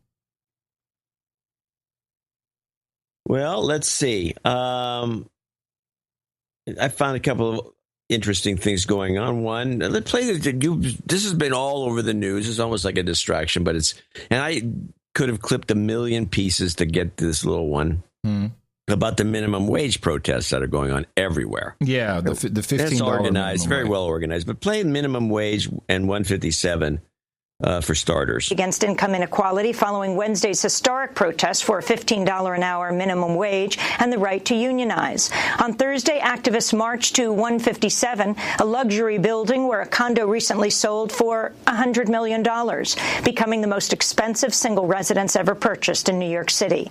The protesters targeted Bill Ackman, billionaire founder and CEO of Pershing Square Capital, who owns a condo in the building, for profiting off investments in Burger King and private prison firm Corrections Corporation of America. All right, so they found some schmuck and they're making a big fuss. Everybody's living in this new building, 157, I think it's in Central Park West or something. It's a big, giant skyscraper. The apartments are like half a floor and they're massive and they're $150 to $100 million a pop. And everybody's trying to move in there. They're negotiating. Everybody wants to be in there. So I believe this ties into this Walmart story, which there are a couple of theories about. Let me play the most recent news report from local news report. Midland, Texas, which until Monday was home to one of the top 10 busiest Walmart stores in the country. The city building official told me his plumbing inspector was sent away when he offered to help secure permits. While the company claimed to have plumbing problems, a longtime employee of a tax service located in that store said she never saw a plumber or an out-of-order restroom in 3 years. Now, this was the scene at the Brandon Walmart Monday night during a 5-hour store closing sale. That store pays more than $243,000 a year in Hillsborough County ad valorem taxes and collects many times that amount in sales tax revenues. The store appeared to have been fully stocked with perishables when the sudden closure was announced. Fresh-cut flowers were on hand at the Tulsa store. The I-team has learned that no plumbing permits have been pulled in any of those cities. Permits in Midland, Texas showed that 70 plumbing fixtures were just replaced in an 8-week period 3 years ago. That store never closed during the renovation. Hillsborough County Commissioner Victor Chris says Walmart officials didn't even mention plumbing issues when they reached out to him to inform him that 400 people would lose their jobs. Now, there are a number of theories about what is going on. I want to run them by you, and let's see which one we like the most. The first one is that this is related to Operation Jade Helmet 2015, and the Walmart centers will be food distribution centers to the FEMA camps that everyone will be thrown into. And I like that one. And there's some credible evidence that underneath these Walmarts, tunnels have been built in conjunction with the Department of Homeland Security. Now, there's definitely a relationship between Walmart and DHS, and a long-standing one. They're all in on. Remember at checkout, you had Janet Napolitano telling you with a little telescreen, telling you if you see something, say something. So that is one theory. The second one is that the Walmart employees were in these particular Walmarts. There's also some evidence pointing to that. Were about to try to unionize. And that would kind of coincide with the $15 an hour, which we know Walmart does not pay their workers $15 an hour. So that could have, but that's pretty drastic just to bust up a union that hasn't even started yet. And I think, quite honestly, the easiest one, I went back, the former CEO of Walmart left for the Carlyle Group. There's a new CEO who's been in, I guess, a little over a year. And Wall Street at the time, I went back and started researching, was calling for closure of at least 100 of their superstores. So if I were a betting man, although, boy, would I love Jade Helm to take place and I could finally break out the hardware and start shooting at somebody, but I don't think that's going to happen. I would love to travel in the underground tunnels. I think there's a distinct possibility that they're polishing this puppy up to take it private. What, Walmart taking private? Yeah. I don't think it's possible. Well, the Carlyle Group certainly would be the only one. That would be one of the guys who would try to do something like this. I don't know why anyone would do this, and I don't think to make money. Are you kidding me? I don't even know how they make money, to be honest about it. But be that as may, I think that with a leverage buyout, you know how that works. Yeah, but Walmart is a small element of this $15 an hour thing. Yeah. Here's what I think's going on. All right. I started doing some calculations looking at this $15 an hour. The original minimum wage took place in 1961 as $1.15. If you take a look at all the calculations done by these so-called inflation calculators, the minimum wage, if it was carried out along with government lines of how the inflation went, according to the government, the minimum wage should be $9.60. Okay. So they're going to give them $15. This is a misdirection. When you look at the stats, the real stats, and take a look at shadow stats, the minimum wage based on what's really going on, because the government has been lying to the public about both the unemployment rate and the inflation rate and everything in between, whatever they can lie about. And this all began some time ago, but it really went into high gear with the Obama administration. The real minimum wage, according to these guys, should be somewhere between $35 and $40 an hour, meaning that the absolute value of a worker at $15 is a steal, which is partly accomplishing this differential between the 1% and the people at the bottom. So the idea is to make a big fuss. Oh, we can't afford it. We can't afford it. We can't afford it. And then give 15 and then come back and you're going to see this. Well, according to inflation statistics, if you look at an inflation calculator, the minimum wage should be like $9 or $10, but we're giving them 15. We're making this huge sacrifice. The $15. Oh, what are we going to do? Woe is me. We need some more government help to help pay for these people's salaries, when in fact they're getting a steal. It should be $40, and nobody wants to admit to any of this because we've all been dumbfounded by the bullcrap numbers that we've been fed. And everything in between being just lies. So I was looking at, going back to 61, I was looking at a Plymouth, brand new Plymouth that would, if it was equivalent. Who drives a Plymouth? Well, I just looked at the Plymouth. Dodge, same thing. These prices are all the same. Nobody drives a Plymouth anymore because they took it off the market. But an equivalency car in 61 had big fins, there's lots of steel, it was monsters, convertible, $2,300. This car would be at least $45,000 today. All the cars, in fact, when the first Ford Mustang came out, it was $2,700 loaded. In 1964, a Ford Mustang loaded today is in the 30s, and it could probably go into the 40s if you wanted to. This is 20X. So the minimum wage that you, even just going with the 20X number, which is what I've always liked, but I take the 20X number from 1971, from 1960, when you could go 25X. What cost something then cost 25 times more today.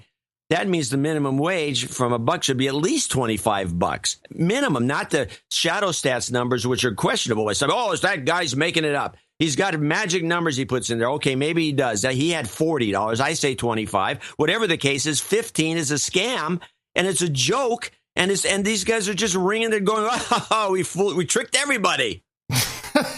All right. And why is Walmart closing stores? I think the Walmart closing thing, I think there's a couple of things. I think they may be having trouble. That's what I think. Whether they can afford this $15 is another question, because they really rely on slave labor. Yeah. And the best thing to do is don't give everybody pay. Just shut it down. Plumbing, whatever, done. I think that's ancillary to my basic thesis about the minimum wage. And most of the action is these protests across the country. Very little of them have to do with Walmart. That's a different. I think there's a different track. And it's all $15. Let's get up to $15. And I think they're letting them get up to $15. They're going to give them $15 and complain bitterly about it while being on Easy Street. Now's the time to hire people. John C. Dvorak's pet peeve of the day. It wasn't really a peeve. Well, you were yelling enough. You were yelling like it was a peeve, my brother. I'm trying to modulate the mic by backing off. Yeah, very good. So that's what I think is going on. I think this is just a trick. Well, it's yeah. Yes. There is played, by the way. Yeah. And all these that's something I'm going to use. I'm going to use like Democracy Now! Are just completely buffaloed by this. They think it's going to be a great victory to get to $15. So allow me to summarize so that this can be used by our producers whenever they're in a situation. And you say, I think it's because, of course, your colleagues, your family, your friends. By now, if you're a No Agenda listener producer, they think you're a dick. And then you say, no, I'm all in on the $15. This is fantastic. I'm so happy because it really should be $30. And then you just explain how inflation, if you really look at the inflation, the proper numbers, it should be between $30 and $40. So this is a steal. The stupid slaves are getting duped. And then people will look at you and go, you're a dick. But at least you'll have given them some information that is... the stupid slaves are being duped again. Have you been following this OuterNet project? No. This was a Kickstarter, and I've been following with great interest. The idea is they create a little receiver, which a satellite receiver, which you plug into any computer with USB, and it receives articles every single day. It's kind of like Usenet, only it's not. It's satellite, one point to many. And it broadcasts information to countries that don't have internet or poor access to content. And so I've been following this, and the company that, or the organization that is running it, the way they do it is they allow you to suggest either websites or pages or other content that should be broadcast on the satellite. And when you look at this list, it's outernet.is. This is a complete and utter propagandistic bunch of content. And when you look at the organization behind it, it's funded entirely by the Open Society Institute, which, of course, is George Soros's NGO, the same one that funded... Didn't we talk about this when it was being formed? The OSI or the OuterNet? The OuterNet. Yeah, we did. Or maybe OSI, one of the two. OSI has been around for... George Soros connection. Yeah, OSI has been around for a long time, but I only recently figured out that this is really, truly funded by OSI. And it's just, if you look at the list of stuff, and you can vote and you up and down, there's a lot of dumb stuff. Like people say, oh, let's send Google Translate. Okay, morons. No, you can't do that. But all of it is, pro-Western propaganda that's being sent to these poor schmucks who are, I guess they're going to airdrop these USB devices, whatever they're going to do. Please. Yeah. But it's being played, it's so well done. Do a Kickstarter. I don't know. Maybe Soros had everyone there, hey, everyone, here's $100 to contribute to the Kickstarter. I don't know. It's a great way to have a front to look like a crowdsource. And it's good publicity, and it seems independent, and it takes away everything you just said. It doesn't come to mind. Exactly. Yeah, so it's dynamite. These guys are not stupid. No. Someone also voted, let's put Netflix on. Yeah, okay. Well, that will kill it. I just thought it was interesting that how this plays out and the connections behind it. I didn't quite expect it to be like that. Huh. Yeah. So is something we have to follow, or is just? Oh, I'm following it for sure. So last night, two of the Obots were. I'd invited them to my table, the artist and her husband, and it was interesting because she said, "Did you wait? Stop before you go on. Who else was at your table?" I had Nurse Tracy, Christina, Lori, and Mark, Sir Gene, and we had. I invited Peter and Oksana, the other Russian spies have been introduced to here in Austin. We've talked about them. Oksana, the totally hot, smoking hot spy from Russia. Yeah, that would make sense. Yeah, I wanted a hot looking table. You had one, sounds like. Sure did. And except for Gene. No, Gene looked Gene looked fantastic. Just kidding. Because everyone dressed up like cowboys, of course. Gene looked the part. He looked the part. And so the Obots are they're all like, oh, did you read the New Yorker article? I said, there are entire weeks that go by that I don't read the New Yorker. But what was in there? Harry Reid, he was beat up by the mob. And I'm like, are you serious? What century are you from? I said, but it's true. It's true. I said, I would love this to be true. That's the first thing we thought. But his brother beat him up. No, that can't be. See, yeah, it's pretty damn obvious that his brother beat him up. I just thought it was fascinating that they were all in on this New Yorker article. I haven't read it, but they reluctantly said, "Oh, well, that does sound kind of like it would be the right way." And then we got into a conversation about Ted Cruz, and who I think is an icky guy. And the conversation went like, well, he has all these not philosophical. About religion, what would the his platform fundamental? Not fundamental, but anyway, it was he's pushing all this religious stuff. I said, I'm not seeing it. Yeah. I'm not seeing it either. So maybe he's pushing it when he goes to visit a church. Well, he declared his presidency, his run for the presidency at a church, and I said, well, that's fine, You can. That's if you want to raise money from the church, then that's the way to do it. I said, but I've only heard him talk about constitutional issues, and I said, but just give me an example of something he said, and they really couldn't give one. I said, just so you know, you've been propagandized. The guy, he's a successful politician. He's incredibly smart. He's a very successful lawyer. His wife is well connected. So don't fall for the propaganda. They gave him a little thought there. And then we talked about Hillary Clinton. Uh-oh. And already they got two strikes against him because of the Harry Reid thing. I think we may have discussed it. We might want to discuss a little more where that would be planted by Reid himself to get his brother off the hook. Oh, that would make a lot of sense for the article. Yeah, you're right. Because he doesn't want his brother thrown in the slammer. I don't know. I don't know if my brother beat me up. It happens. Go sit in the slammer, man, for a while. Cain and Abel. Yeah. And so we're talking about Hillary and I said, I brought back our Red Book prediction. I said, well, let me tell you, because they're asking me, what do you think? I said, well, our Red Book prediction is Bill is going to die. He'll die in the saddle, so that's already promised. He was on a hooker was on top of him and he croaked. And I think the only difference between my version of the prediction and yours is the timing, where I think the timing would be pretty soon in the next few months. We agreed on the prediction. This was a couple of years ago, by the way. Yeah. We both agreed on the basic prediction, which is Hillary's going to need him as a martyr to make sure she gets sympathy vote. Yeah. The question is it before?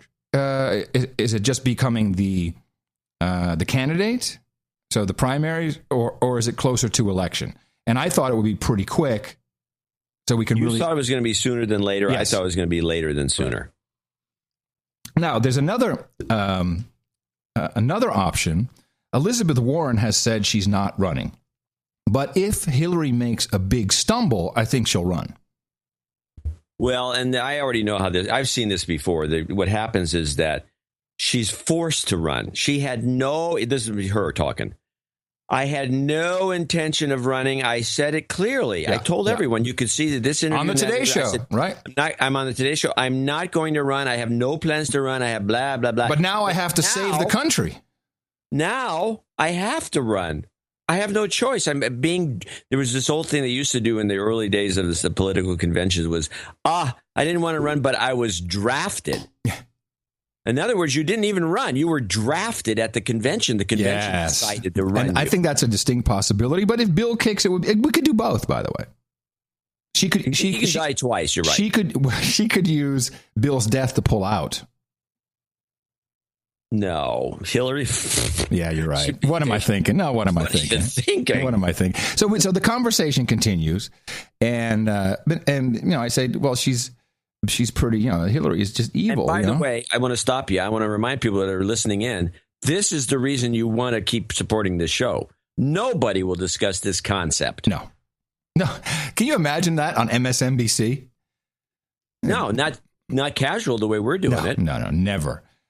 So then we're talking a little bit, and I'm just saying, look, this woman is uniquely qualified to run the empire. The best Republican we can ever have in the White House. And they said, but and of course I went actually then she went, but you don't think you're not going to vote for it? But are you voting for? Yes, of course. You're all in on Hillary. They said, why don't you search for the term Clinton body count and just see, wait, do you think she killed Vince Foster? I said, I don't know, but I find someone shooting 2 bullets into his head with a gun in his left hand is interesting. And you should see, and the Clintons, you don't want to be friends with the Clintons because if you cross them, then sometimes you wind up dead. Harvey Keitel might want to be very careful. She deserves the job if she wants it, and let's help her. Yeah, let's help her. All right, Harvey. Now, wait, why does she deserve the job? That's just the thinking of Hollywood. That's why I played it. What has she done? The way it's going to be spun, to deserve the job, because she did such a great job as Secretary of State. That is the thinking. But I want to play this anti-Hillary video from this. It's either Super PAC or people who hate Hillary.com, America Rising. And they did a very good job. You don't have to see the video because the video is more a distraction. Just listen to the audio, and you'll be reminded of a lot of things that are potentially wrong with Hillary Clinton running the country. Our Constitution is being shredded. We know about the secret White House email accounts. As Secretary Clinton unilaterally decided to wipe her server clean and permanently delete all emails from her personal server. I'm proud of the work we have done to elevate diplomacy and development. Our allies don't trust us. Our enemies don't fear us. The death of an American ambassador. 3 members of a U.S. security team on the ground in Benghazi. What difference at this point does it make? The Senate Intelligence Committee review found the attack was preventable. The report blamed the State Department for not increasing security in Benghazi. Secretary of State Hillary Clinton, they wanted to reset relations with Russia and with Putin. How'd that go? How's that work out? Not really working out well. The Russian military now being directly involved in fighting Ukrainian government forces. Many of the members of Congress of both parties who have gone to Syria have said they believe he's a reformer. I remember landing under sniper fire. There was no greeting ceremony, and we basically basically were told to run to our cars. Now, that is what happened. There was no sniper fired. I misspoke. Yeah, I totally misspoke. But we came out of the White House not only dead broke, but in debt. Looking at the book advance she had, was leaving the White House $8 million plus. You know what? Rich people, God bless us.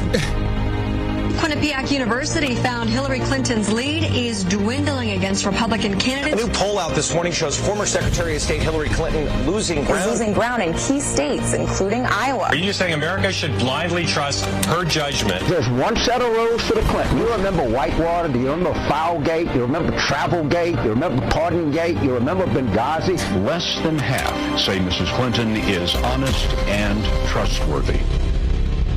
I think I'm probably the most transparent person in public life.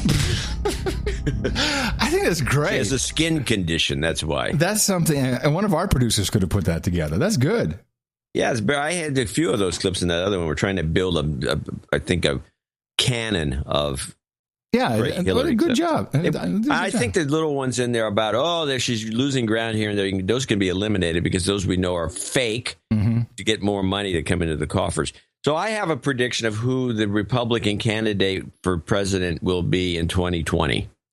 Oh, and I did speak about this last night before you do that. So first I said, I really want Hillary Clinton to be our president because then I can finally say, see, women are no better than men. You both will kill people. You both suck. You both will wreck everything.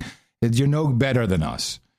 That is what I truly, truly hope for. And then I said, based on your cyclical prediction, it has to be a Democrat who wins one term. Then we get a Ronald Reagan-like Republican. I believe that's what you said. Yes, that is what I said, more or less. So the guy who's going to come out of this, now this is also a possibility he could become the principal character in this next upcoming election, but I think that would be a huge mistake because I think he could win. I finally got to watch this guy in action. There was a big confab of Republicans and it was most of it covered on C-SPAN, a big group of Republicans in New Hampshire at some meeting.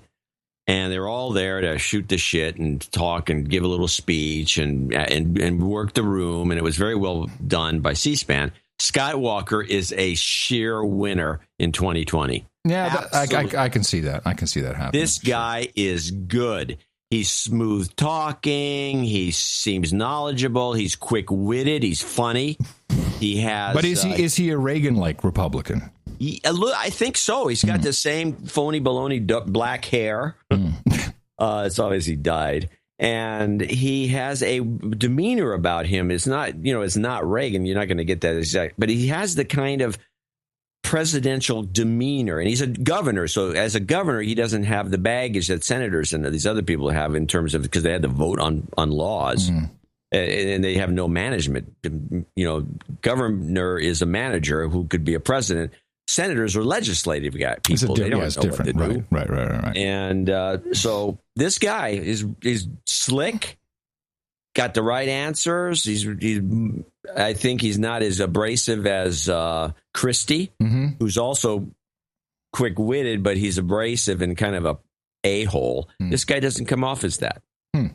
And he makes a point that has a lot of causes and he's won them all. He doesn't have a cause like Elizabeth Warren's a good example of this. She's consumer protection. We're going to do this. We're going to pass it. Nothing happens. Right. Zero. Right. She went in front of Congress, if you remember, and held a big hearing about those phony baloney calls you get for "Hi, I'm Rachel. We look at your credit cards, and if you push one, we can make them lower or whatever." It was a scam. And that still goes on. All this stuff still goes on. Oh, yeah. There's no change. So this Skywalker guy this guy is, and generally speaking in the cycle, the guys who show up as the big winners in the aughts, which would be 2020, are the guys who made a run at it earlier. And Reagan did. He made a run at it during the when Jimmy Carter got in that year, which was he got in 1980, 1976. He made a run for the presidency and he got cut off at the pass. And then Jimmy Carter beat whoever it was that was running. I can't remember. Was it Ford? No, 1976. I want to see who ran for president in 1976. It might have been Ford. I don't know. That's a little. But whatever the case is, this is damn it. What do you want me to play when you say that? I think what you just did is perfect. Something like that. Because that can always be used at the beginning of the show clip. Yes. I'm going to show my support by donating to No Agenda. Imagine all the people who could do that. Oh, yeah, that'd be fab. Yeah, on No Agenda. Amen. In the morning.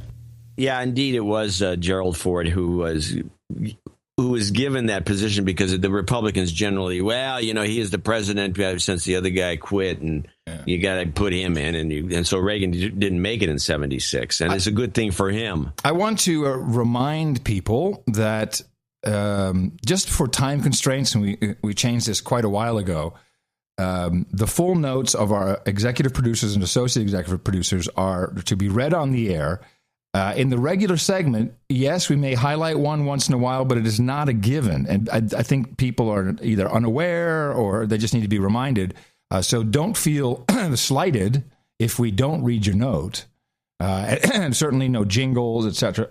Sometimes we can deviate from this, but I'm starting to get a little bit of people saying, "Hey, you didn't play the jingle for that." So I just want to. The whole idea is to support the work on the show. We want to give everybody credit. Talk about transparency. We give credit and the amount. So just know that we're not always going to read notes in the regular donation segment. Right. In fact, people who we do have an example of that coming up.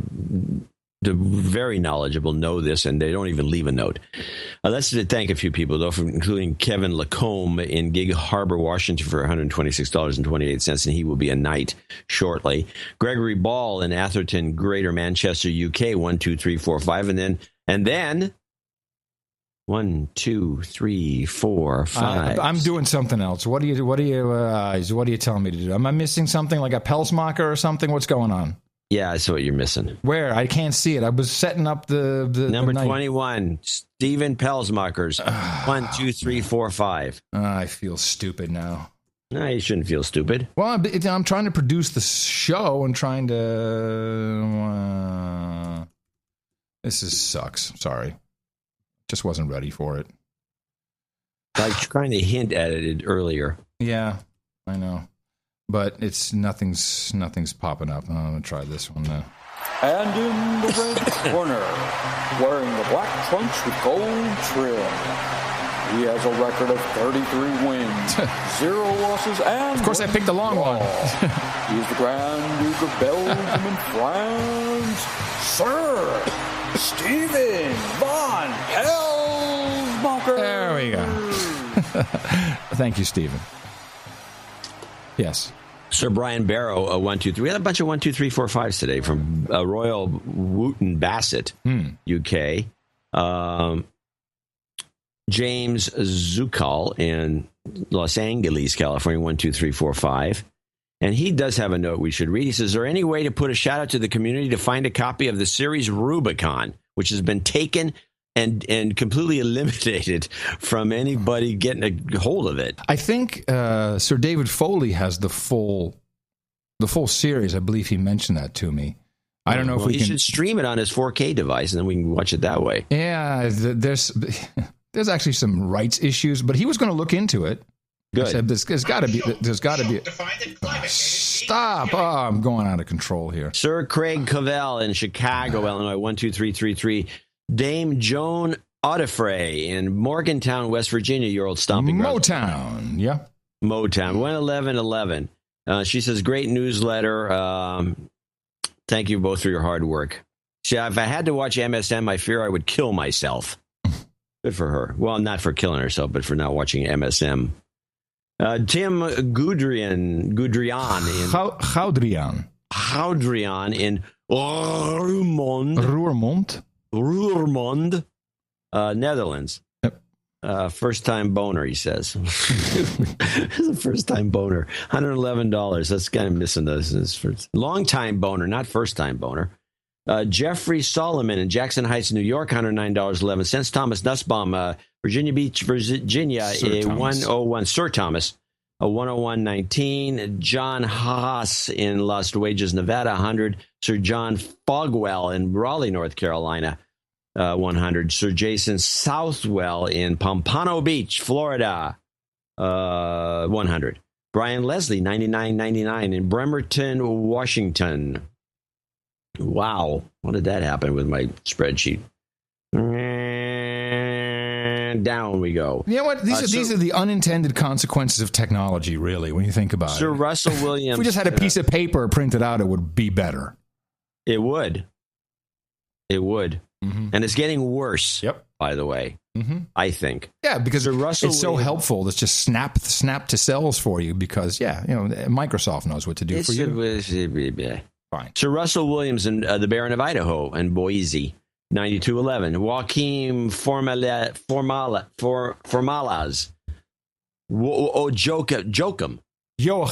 Joachim Formalas in Zurich, 8888. Mike O'Reilly, who did send a note in that I wanted to at least mention. He says, sick of being asked if he's Bill O'Reilly's brother.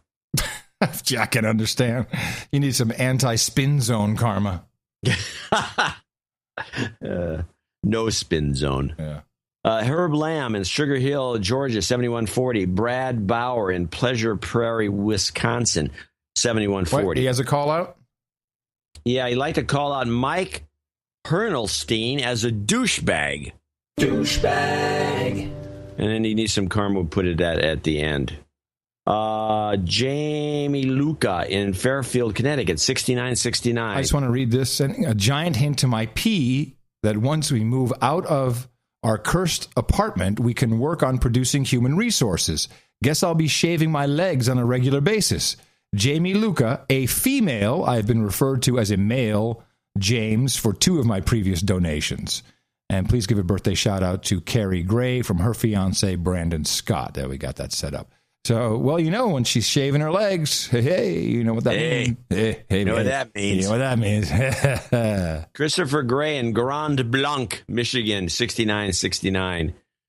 Jean-Claude Schmid in Costa Mesa, California, 6969. With a birthday for brother Fabrice. Yeah, we'll do that. Is Fabrice. Sir Rick in Arlington, Washington, 6933. Chris Perry, $67 in Silver Spring, Maryland. Sir John Martinez, Gilroy, California, 6666. David Ziegler, Winnipeg, Manitoba, 60. H. Joel Lenoir in Bowling Green, Kentucky, 60. Joni, what is this? Joni, see if you can pronounce that. It's like an Armenian almost name, but it's Finland. It's Finnish. Rotinian. Yeah, I think you're doing well. Okay, Marsala. She's in Marsala, someplace in Finland. Okay, 5555. Lonnie Webb in Richardson. I love the Finns. They don't talk a lot. Lonnie Webb, 5511 in Richardson, Texas. Zachary Gilbrecht in Cordova, Tennessee, double nickels on the dime. Scott Waldher in Madison, Wisconsin, 5510. Aaron Arnold in Lost Wages, 5510.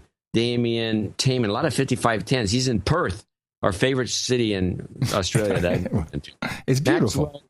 Maxwell Roberts, Crown Point, Indiana, double nickels on the dime. Seth Ralston, double nickels on the dime in Cascade, Colorado. Continuing with Michael Siegenthaler in Phoenix, Arizona, double nickels on the dime. David Galloway up in Flower Mound, Texas. I've been there.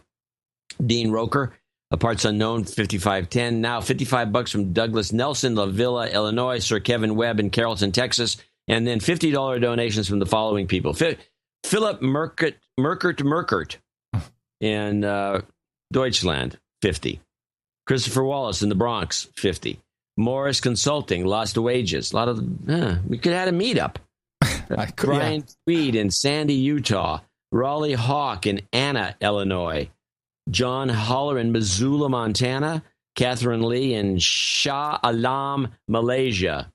Nice. They speak English there. They should all listen to the show. Yep. Daryl Arnett in Norman, Oklahoma. And finally, Vitriolic in New South Wales, Penrith. Edward Halsey, I'm starting to lose it, 50. Joel DeRuin in Savannah, Georgia. David Eckersley in Seattle. Derek Archer in Richmond, Washington. Daniel Conderman in Edgerton, Wisconsin. Stefano Scalia. Hey, I can wave and see him from here. $50 is in San Jose. Patrick Sullivan in Birmingham, Alabama. Jaap Buitendijk. Buitendijk. Jaap Buitendijk in UK. Although he's Dutch. Sebastian White in Castle Rock, Colorado. Andrew Haverson in Gravenhurst, Ontario. Michael Gates in Colorado Springs, Colorado. Rosalind Furness in Turnbridge Wells, Kent. And last but not least, Thomas Kilbride Jr. in Waco, Texas. I want to thank all these folks for helping us out and beefing up show 714, The Bad Show. And as promised, some Jobs Karma. Jobs, jobs, jobs, and jobs. Let's vote for jobs. You stop. Oh, no. And please remember us for the Thursday show. Dvorak.org/NA. Before we do the birthdays, I wanted two quick mentions. I want to thank Lisa, and she is Sir James Cates, I think, I don't know if his girlfriend. She sent me a NASCAR experience. How about that? What does that mean? So it's a little credit card. You take it to anywhere there's NASCAR with the experience, and then you get you get training, and then you drive a NASCAR around the track. What? Yeah, I've done this. How is it? Is it fun? Oh, it's killer. Nice. And I don't know if you received it, but here's the note. Dear Adam, 80 days later, it's done. Organic limoncello. The lemons were grown at my aunt's property in Nipomo, California. Enjoy. Cheers, with a little heart from Dame Elise. Have you received your new limoncello? I have.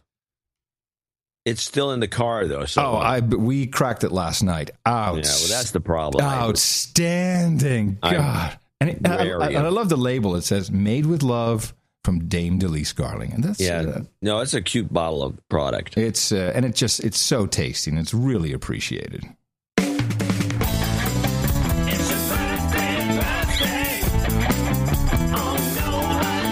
Brandon Scott says happy birthday to Carrie Gray, and Jean-Claude Schmidt says happy birthday to his brother Fabrice Chumi. Happy 26th birthday, and we join in there from everybody here at the best podcast in the universe. It's your birthday, yeah. And we have to make good. Sir Luke of London, it was cut off in the previous episode, 713, says happy birthday to his girlfriend, Anna. I'll make sure that got in there. Then we have 3 knightings today. A lot of people read the newsletter, felt it was a good idea to support the program, and therefore completed their knighthoods. John, where is it? Oh, what? Thank you. Got it. Robert Kane, Kevin Lacombe, and David Kekish, step forward. All 3 of you have supported the best podcast in the universe in the amount of $1,000 or more, and I hereby pronosticate thee Sir Arcane Code, Sir Kevin Lacombe, and Sir Kekish. For you, gentlemen, you got a spot here at the round table with Hookers and Blow, Rent Boys and Chardonnay, Progressive Rock and Russian Imperial Stout, Malted Barley and Hops, Dos Equis and Dutch Dominatrix, Girlfriend Experience and Good Bourbon, Hot Pants and Booze, Bong Hits and Bourbon, and of course we always have the Mutton and Mead right there. Go to noagendanation.com/rings. And the rings, I retweeted, I think, 3 different night rings. 2 nights, 1 day, I believe. Yeah, I think so. I retweeted your retweets. Yeah, this is great. I love it when you do that. It's really cool. Yeah, it's a good-looking package that Eric puts together. Eric's package is great. Yeah, he's got a knack. He does. He really does have a knack, doesn't he? Here's something I thought of you when I saw this report. Me? Yes, of you, from Detroit. I think it's from Detroit. Is it Detroit? I thought it was Detroit. You, quite famously on this program, homeschooled your kids. Jay, mostly. Okay, I thought you homeschooled Jay, fine. And she is now at one of the top universities. She's incredibly smart, intelligent. She's going to be a fine contributing member to society. Well, actually, right now she's working for a living grinding up rabbits, but that's another go on. Well, there you go. And we've discussed homeschooling a lot. I know a lot of our producers homeschool. Certainly, it's a conversation within their homes. And we know that in the vast scheme of the human resources of Gitmo Nation, the powers that be really don't want this to take place. No. So what have you... Absolutely not. It's funny, though, and I will do a little reiteration here. One of the things you do when you homeschool is you have to put up with people that, homeschooling, it's for, they have prejudicial, bigoted... Religious nut jobs with guns. And if you look into it, it's pretty well balanced. You have about 25% of the homeschoolers, and they all get together. There's clubs and meetings, and they go field trips. It's a very active group, a very large community of homeschoolers, and they all do a lot together. And it's about 25% Christians, the harsh ones that want to keep their kids away from the evils of the society. Yeah. 25% Jews, 25% Muslims, who seem to be the most active about putting together field trips for the kids. Muslims, you said? Muslims? Muslims. And they're active in the field trips? Oh, yeah. When we had JC, all the field trips were organized by the Muslim mothers. It's farms, they'd go to factories, they do all these things. And then the other 25% are just independent free thinkers, libertarian types. And so there's this bull crap that there's any one group that dominates this thing at all. Right. In fact, just the opposite is true. But we can safely say that, particularly with the president now calling for pre-kindergarten, and some, I believe even some states are looking at making school mandatory in general, or until instead of 17 to 18. By the way, what is grinding up rabbits? She works for a organic cat food company. And one of the things she does... How much did you spend on that college education? One of the things she does is grind up rabbits. And she's pretty used to grinding up these animals. She also grinds up ducks and other animals. Now, does she do this with a grindstone? She doesn't do it with a stone. Are they skinned? Does she have to skin them? Or no, they come skinned. Now, does she just grab the rabbit and throw it in? Yeah, you grab a rabbit and then into the grinder. And I haven't seen the operation, but then... You should go look. Very cool thing is that they get wholesale ducks from this very well-known duck supplier. Most of the restaurants use these ducks from Liberty Duck, which are up in the somewhere up, I guess, in Sonoma County. And I can get a Liberty Duck, and I've cooked one just recently, for wholesale price. It's just dirt cheap. It's a fantastic product. So that's the good news. All right. Well, thank you. Thank you. I just wanted to understand. Anyway, of course, this is not how the Gitmo Nation is run, and we really can't have these people homeschool. So let's find something that went horribly wrong with some homeschoolers, and let's drop some legislation that brings in a lot more controls. When you were homeschooling, Jay, were there any controls? Did people come and check on you? Yeah, California doesn't like homeschoolers, and they threatened to bust you and then charge the kid with truancy and throw him in the juvenile delinquency hall and all the rest of it. Luckily, since we have a residence in Washington State accommodates homeschoolers. Very good. Has a testing program. You sign up to be a homeschooler, and then then the kid has to be tested every quarter by the state, and it's okay. You can continue, make sure that the kid's not, becoming crazy. So there were these. I'll play the report, and you'll see what's going on. John Blair just finished burying his 2 grandchildren Monday. Today, he stands in front of City Hall to show his support for a bill that would force parents of homeschooled kids to allow monitors into the home to check on their welfare. Of course, we're here today to announce legislation to ensure that those. By the way, if you have a chance, the video, of course, will be linked in the show notes. This is the politician of the future. This is a multi-culti girl, kind of cute looking as well. And she's all in on making the world a better place, saving the planet, saving the children, whatever we have to do. Let's just put in some rules. To announce legislation to ensure that those children who are homeschooled and who are vulnerable and at risk get the help that they need. So putting homeschooled in the same sentence as vulnerable and at risk. Right. Child abuse equals homeschooling. As we sadly discovered with Stoney and with Stephen, homeschooling was used as a cover-up for abuse and for murder. No. you're using murder as an excuse to regulate homeschooling more. That's the truth. John Blair's daughter, Michelle, is the mother who's charged with the double murder. The bodies of the two kids, 13-year-old Stoney Blair and 8-year-old Stephen Berry, found in a freezer. They had been pulled from Detroit Public Schools to be taught at home instead, and then they virtually disappeared. The daunting question that no one seems to have an answer to is, why didn't anyone notice the kids were gone? Unfortunately, the tragedy that took place at the King homes shed light into several problems within our system, one of which is better checks and balances when our children are removed from traditional schools. The proposed legislation as it stands now would ask parents to register their addresses and names. It would require a meeting with an official twice a year with a record of that meeting made. The official would be a cop, a clergy member, or another member of the community. Some homeschooling proponents think fear and anger over recent cases of homeschooling gone bad are prompting a push against privacy. I have a problem with that because the whole premise of the legislation assumes that there's something inherently wrong with people who homeschool. As we know, many who homeschool their children do a fine job educating their children, but we can and must do better to ensure that every single child is accounted for and not leave anyone behind. By the way, I should mention that I think almost every spelling bee champ for the last decade or so has been homeschooled. It makes total sense. Yeah, they don't teach GPT spelling in school anymore. No.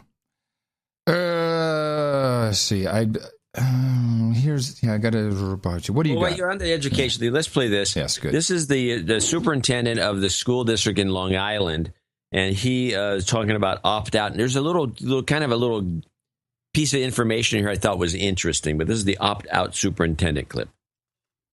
So I want to welcome Dr. Jack Beerworth and Tony Smith Thompson. Dr. Beerworth, you're the superintendent of an entire school system. You supported the opt-out? Legally, I can't. But I absolutely understand what the parents and teachers are concerned about. I'm involved on a lot of things statewide, and we've expressed deep concerns about the tests that New York State has put together, and also about the evaluation system of teachers and administrators. Teachers ought to be evaluated, principals ought to be evaluated, kids ought to be assessed, but there are much better ways of doing both. I thought it was funny because she came into this interview thinking that he had done that, but it's illegal. And she had this funny smile on her face. Funny. That's so funny. But look at who I got as a guest, the superintendent who opted out. That's when you don't produce your own show. That's when you get shitty guests. Things go wrong. You get the wrong information. Look, when we do it, at least we're doing it, and we know we make. Yeah, we do everything. We do the idea. We come up with the concept. We do the reads. Well, we don't have anyone writing for us. I think this brings us to our second installment on today's episode. We're kept in the loop with a super-duper group of Uber spies. Now, this is very interesting. This was, we're going to call him Ralphie Boy, and he's from Jordan. And he's a little soft-spoken, but very understandable, I thought. And he is all in on Iran being the bad boy of the entire Middle East. It's all them. They're doing everything. They're a-holes. And I found it very educational how he spoke about Iran being the problem. And I tried to get a little understanding from him because, of course, in the West, we really don't understand the Middle East. There's no way you can understand the culture. Would you agree? It's even when you go there, you can't figure it out. We're just not wired. We don't have the background. You go to a restaurant, you sit there, and instead of bringing you a menu, they bring you a rug they want to sell you. It's like, all right, John at curry.com. I'm trying to understand the difference between Sunni and Shia. No one can really explain this to me other than, it's different and there's an argument over it. So I got a little bit of background. You know? So it's not ISIS, but it's really Iran that wants the caliphate. Iran is the bad news, you know. ISIS is bad news too, but Iran is the worst of the worst. Like I told you, the problem, it is religious-wise. It's not the problem hatred or I like or dislike. It's religious. But more he kill from us, more he coming too close to God. Can you understand him? Because he's saying the more you The more you kill, the closer you come to God. Yeah, it's good. Is that the only difference between Sunni and Shia? Yes, and no, Wow. we have some difference too. In their version of the Quran, which is the same book, but they're No, not in the Quran. In their version, in their books, another books, and except Quran, you know, fake books, you know, they made up. It's nothing to do with Quran. The Quran clearly. Who made the fake books? They're top leader Khomeini. Yeah. All of this, of course. Yeah. They hate us. And the time of the Prophet sallallahu alaihi wasallam, they hate us 1400 years ago. When the Prophet sallallahu alaihi wasallam he came, you know, because the Prophet sallallahu alaihi wasallam Muhammad is Sunni, and when God he choose a prophet, that's God's decisions to choose a prophet. Mm-hmm. And when God choose a prophet, he sent the Gabriel, you know, Gabriel, the angel was a Gabriel. Yeah, the angel Gabriel. He sent the angel Gabriel to the Prophet Muhammad, you know, to be the prophets and the time of the 1400 years ago. Okay, they said Gabriel he went by mistake to the Prophet Muhammad. He should go to some guy his name Ali, you know. This is how things start to be ugly between us. So he had a bad GPS, or So well, I like what that's understandable. So they're saying he went to Muhammad by mistake. He was supposed to go to this other guy. Okay, all right. Not the way I heard it, but okay. At least it's something. Now he's going to explain how Israel and Iran brainwash their kids into this hatred. You know, and Israel too. You know, and Israel, you know, you heard about Kiryat Shimona? Kiryat Shimona? No. Kiryat Shimona. What does that mean? It's like homes. They build these homes by medals. You know, homes. They build these homes by medals, and they bring the Russian, Ukrainian girls.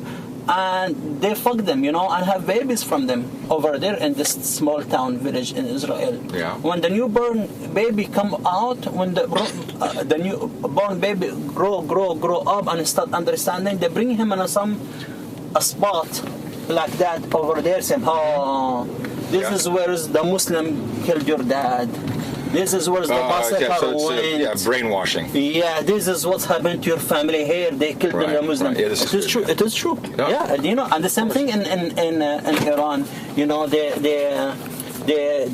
brainwashed. You know how evil we are. You know. You know. So his entire thinking about this is it's all Sunni Shia. It's all brainwashing. That's all that it's about. He had no real feeling about the geopolitical part of it, or I think my daughter's doing something with a mixer. She doesn't give a shit about the show. Mixing up a smoothie. But what was interesting is he brought in how Ukrainian girls are brought in to then have children, and then these children are trained to hate. And he then goes, and this is the final segment. Israel, Russia, the hate, and something I did not know that was in the Quran. Do not forget, in the Middle East is Israel, and that's what the United States is worried about Israel. You know, it's very close to Iran. You know, about in the nuclear weapon. Yeah. But the Prophet sallallahu alaihi wasallam, you know, he told us we are going to have a war, big war, and I believe that's really soon the war. It would be Iran, Israel, I U.S. believe with Russia. Iran, Russia? Okay, so this is interesting. He's saying Iran and Russia? No. Us and Russia. Jordan, Saudi Arabia. Jordan, there you go.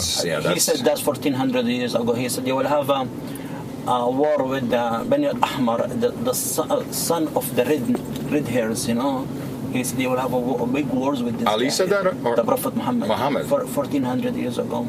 Yeah, with the red hair. With people with red hair and very much white red hairs. Who's that? Russians. Russian, yes. Now, do you think that the people of Iran actually hate the people of Jordan? Well, it could be any ginger, as we know they have no soul. So I thought that was kind of funny by itself. It's almost done. Do you think that the people of Iran actually hate the people of Jordan, the actual people, or do they? Is it just? Of course they hate us. Of course they hate us. They hate everybody. They hate everybody. Well, that's no good. They hate everybody. So if this is the thinking, no wonder that's never going to end well there. Nah, it's right. It's wide open for rebelization. Let's go for it. Sorry, I had to shut that. She's blow drying her hair. This kid is unbelievable. Don't you hear that like blow drying in the background? I couldn't hear it, but it's funny. So I thought I learned a little bit. I learned that it was the guy went to the prophet Gabriel went to Prophet Muhammad instead of Ali. Is that where Muhammad Ali got his name from? By the way, from those two guys, I should have asked him that. I know where Muhammad Ali got his name from. Oh, yes. This is. I don't know if this anecdote's too long, but Muhammad Ali's original name was Cassius Clay. I visited Cassius Clay's house. Not when he was alive, in case you want to try that joke again. No, I'm sorry.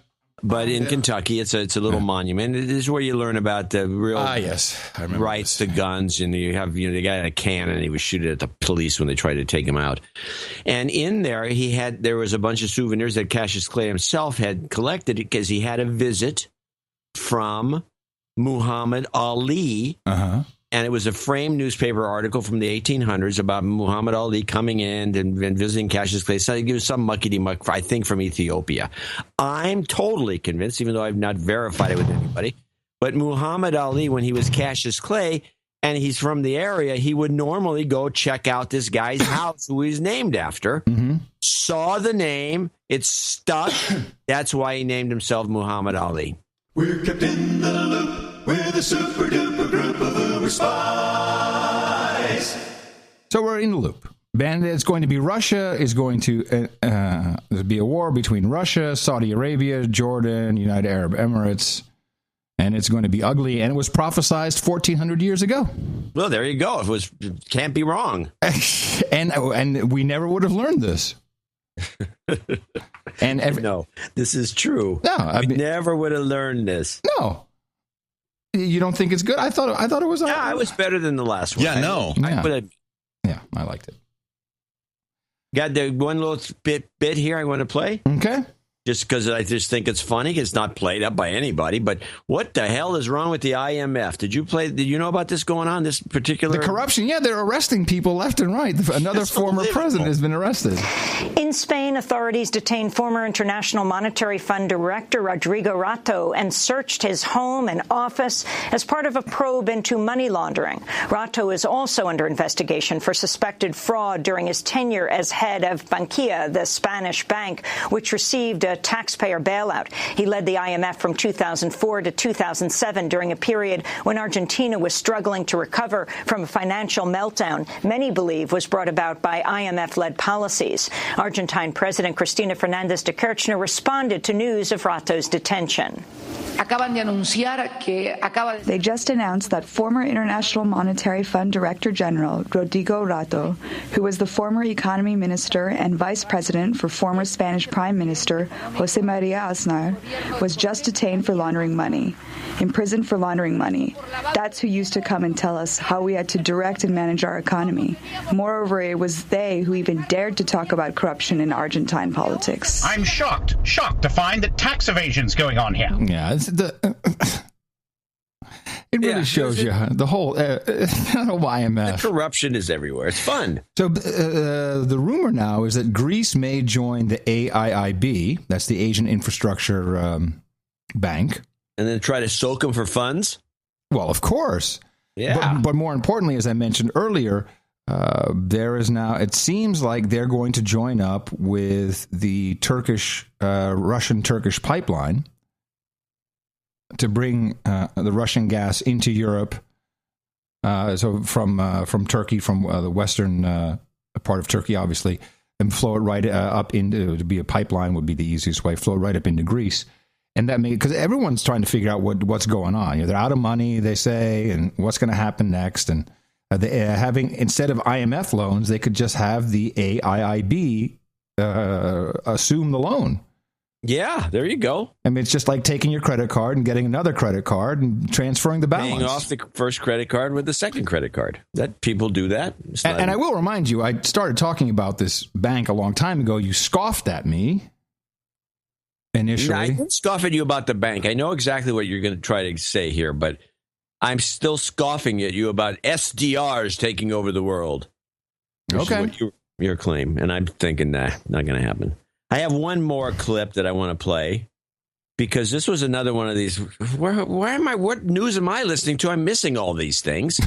This is a wrap-up of the postal office guy. The autogyro guy. And then, of course, this is Amy Goodman again, and she talks about this, and then she's always nonplussed about this. You may need to, you want to consider watching something else because... I'm getting good stuff. They've got new writers, and they're digging up cool stuff. Listen to this. Before taking off, Hughes had spoken about his plans to the Tampa Bay Times.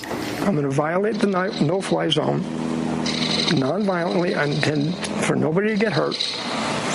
And I'm going to land on the Capitol Mall in front of the Capitol building. I'm going to have 535 letters strapped to the landing gear in boxes. And those letters are going to be addressed to every member of Congress. I don't believe that the authorities are going to shoot down a 60-year-old mailman in a flying bicycle. Hughes' action comes after another apparent protest at the Capitol, which received far less attention. On Saturday, 22-year-old Leo Thornton shot himself to death outside the Capitol while bearing a protest sign that said, "Tax the 1%. I didn't hear about this. That's what I said. Oh, my. There was zero. There was zero about this. Huh. And, of course, it was beautiful. I mean, it's sad that guy had to shoot himself to tax the 1%, but this just leads right into a whole pitch about the wealth tax. Oh, no, please don't pitch that. I'm not doing it today. Please don't pitch that again. But what I'm just saying. Everybody sends email to me how much they hate you when you do that. I don't like that. It's not. Well, maybe I should do it anyway. But there is another unreported little tidbit that is turning out to be all over the Democracy Now! Broadcast. I think they got new writers. Uh-huh. Anyway, that was... okay. What? No, I thought you were leading into yet another clip. Well, I got another one from Democracy. No, why don't you keep that? Can you keep it for Thursday or will it be stale? Clinton on gay marriage? Oh, no, we got to do that. That'll be the last one. In the United States, Hillary Clinton has shifted her stance on same-sex marriage just days after announcing her bid for the Democratic presidential nomination. Clinton opposed same-sex marriage as a candidate in 2008, then came out in support of it in 2013, but suggested it should be handled by the states. On Wednesday, a Clinton spokesperson said in a statement Clinton supports marriage equality as a constitutional right. She deserves the job if she wants it, and let's help her. There you go. That's how it goes. Let's help her. They're helping her. Yeah. She deserves it. She deserves it. Woot. All righty. Hey, thanks, everybody. Also, I want to thank our 1212 donors from the Vegas show for our loss at the Podcast Awards. We had a nice list of people. So we want to thank you for that. And John, you're on the big Twit show today with some special announcement. But I don't know what the announcement is, but it's the 10th anniversary show. I'm going up to taking a long haul, dragging my ass up to Petaluma to be there for this event. And I think the Screensavers is coming back. We got a great crowd here. It's like a Screensavers reunion. Yeah. Thank you for your loss, John. On the Podcast Awards. It's our new one. Thank you for your loss on the Podcast Awards, too, even though you were there to pick up the award. And I had a speech ready. And you had a speech ready. Coming to you from FEMA Region 6 here in the Crackpot Condo in downtown Austin, Tejas, the capital of the Drone Star State. In the morning, everybody, I'm Adam Curry. And from Northern Silicon Valley, and now that I think about it, I think you should read the speech on the Thursday show. I'm John C. Dvorak. We'll see you then. Remember us at Dvorak.org/NA. Adios, mofos. Yeah, no. I'm shocked to find Tourette's is going on in here. Yeah, no. I'm Joe Biden, and thank you for taking the time to listen. Adios, mofo. Dvorak.org/NA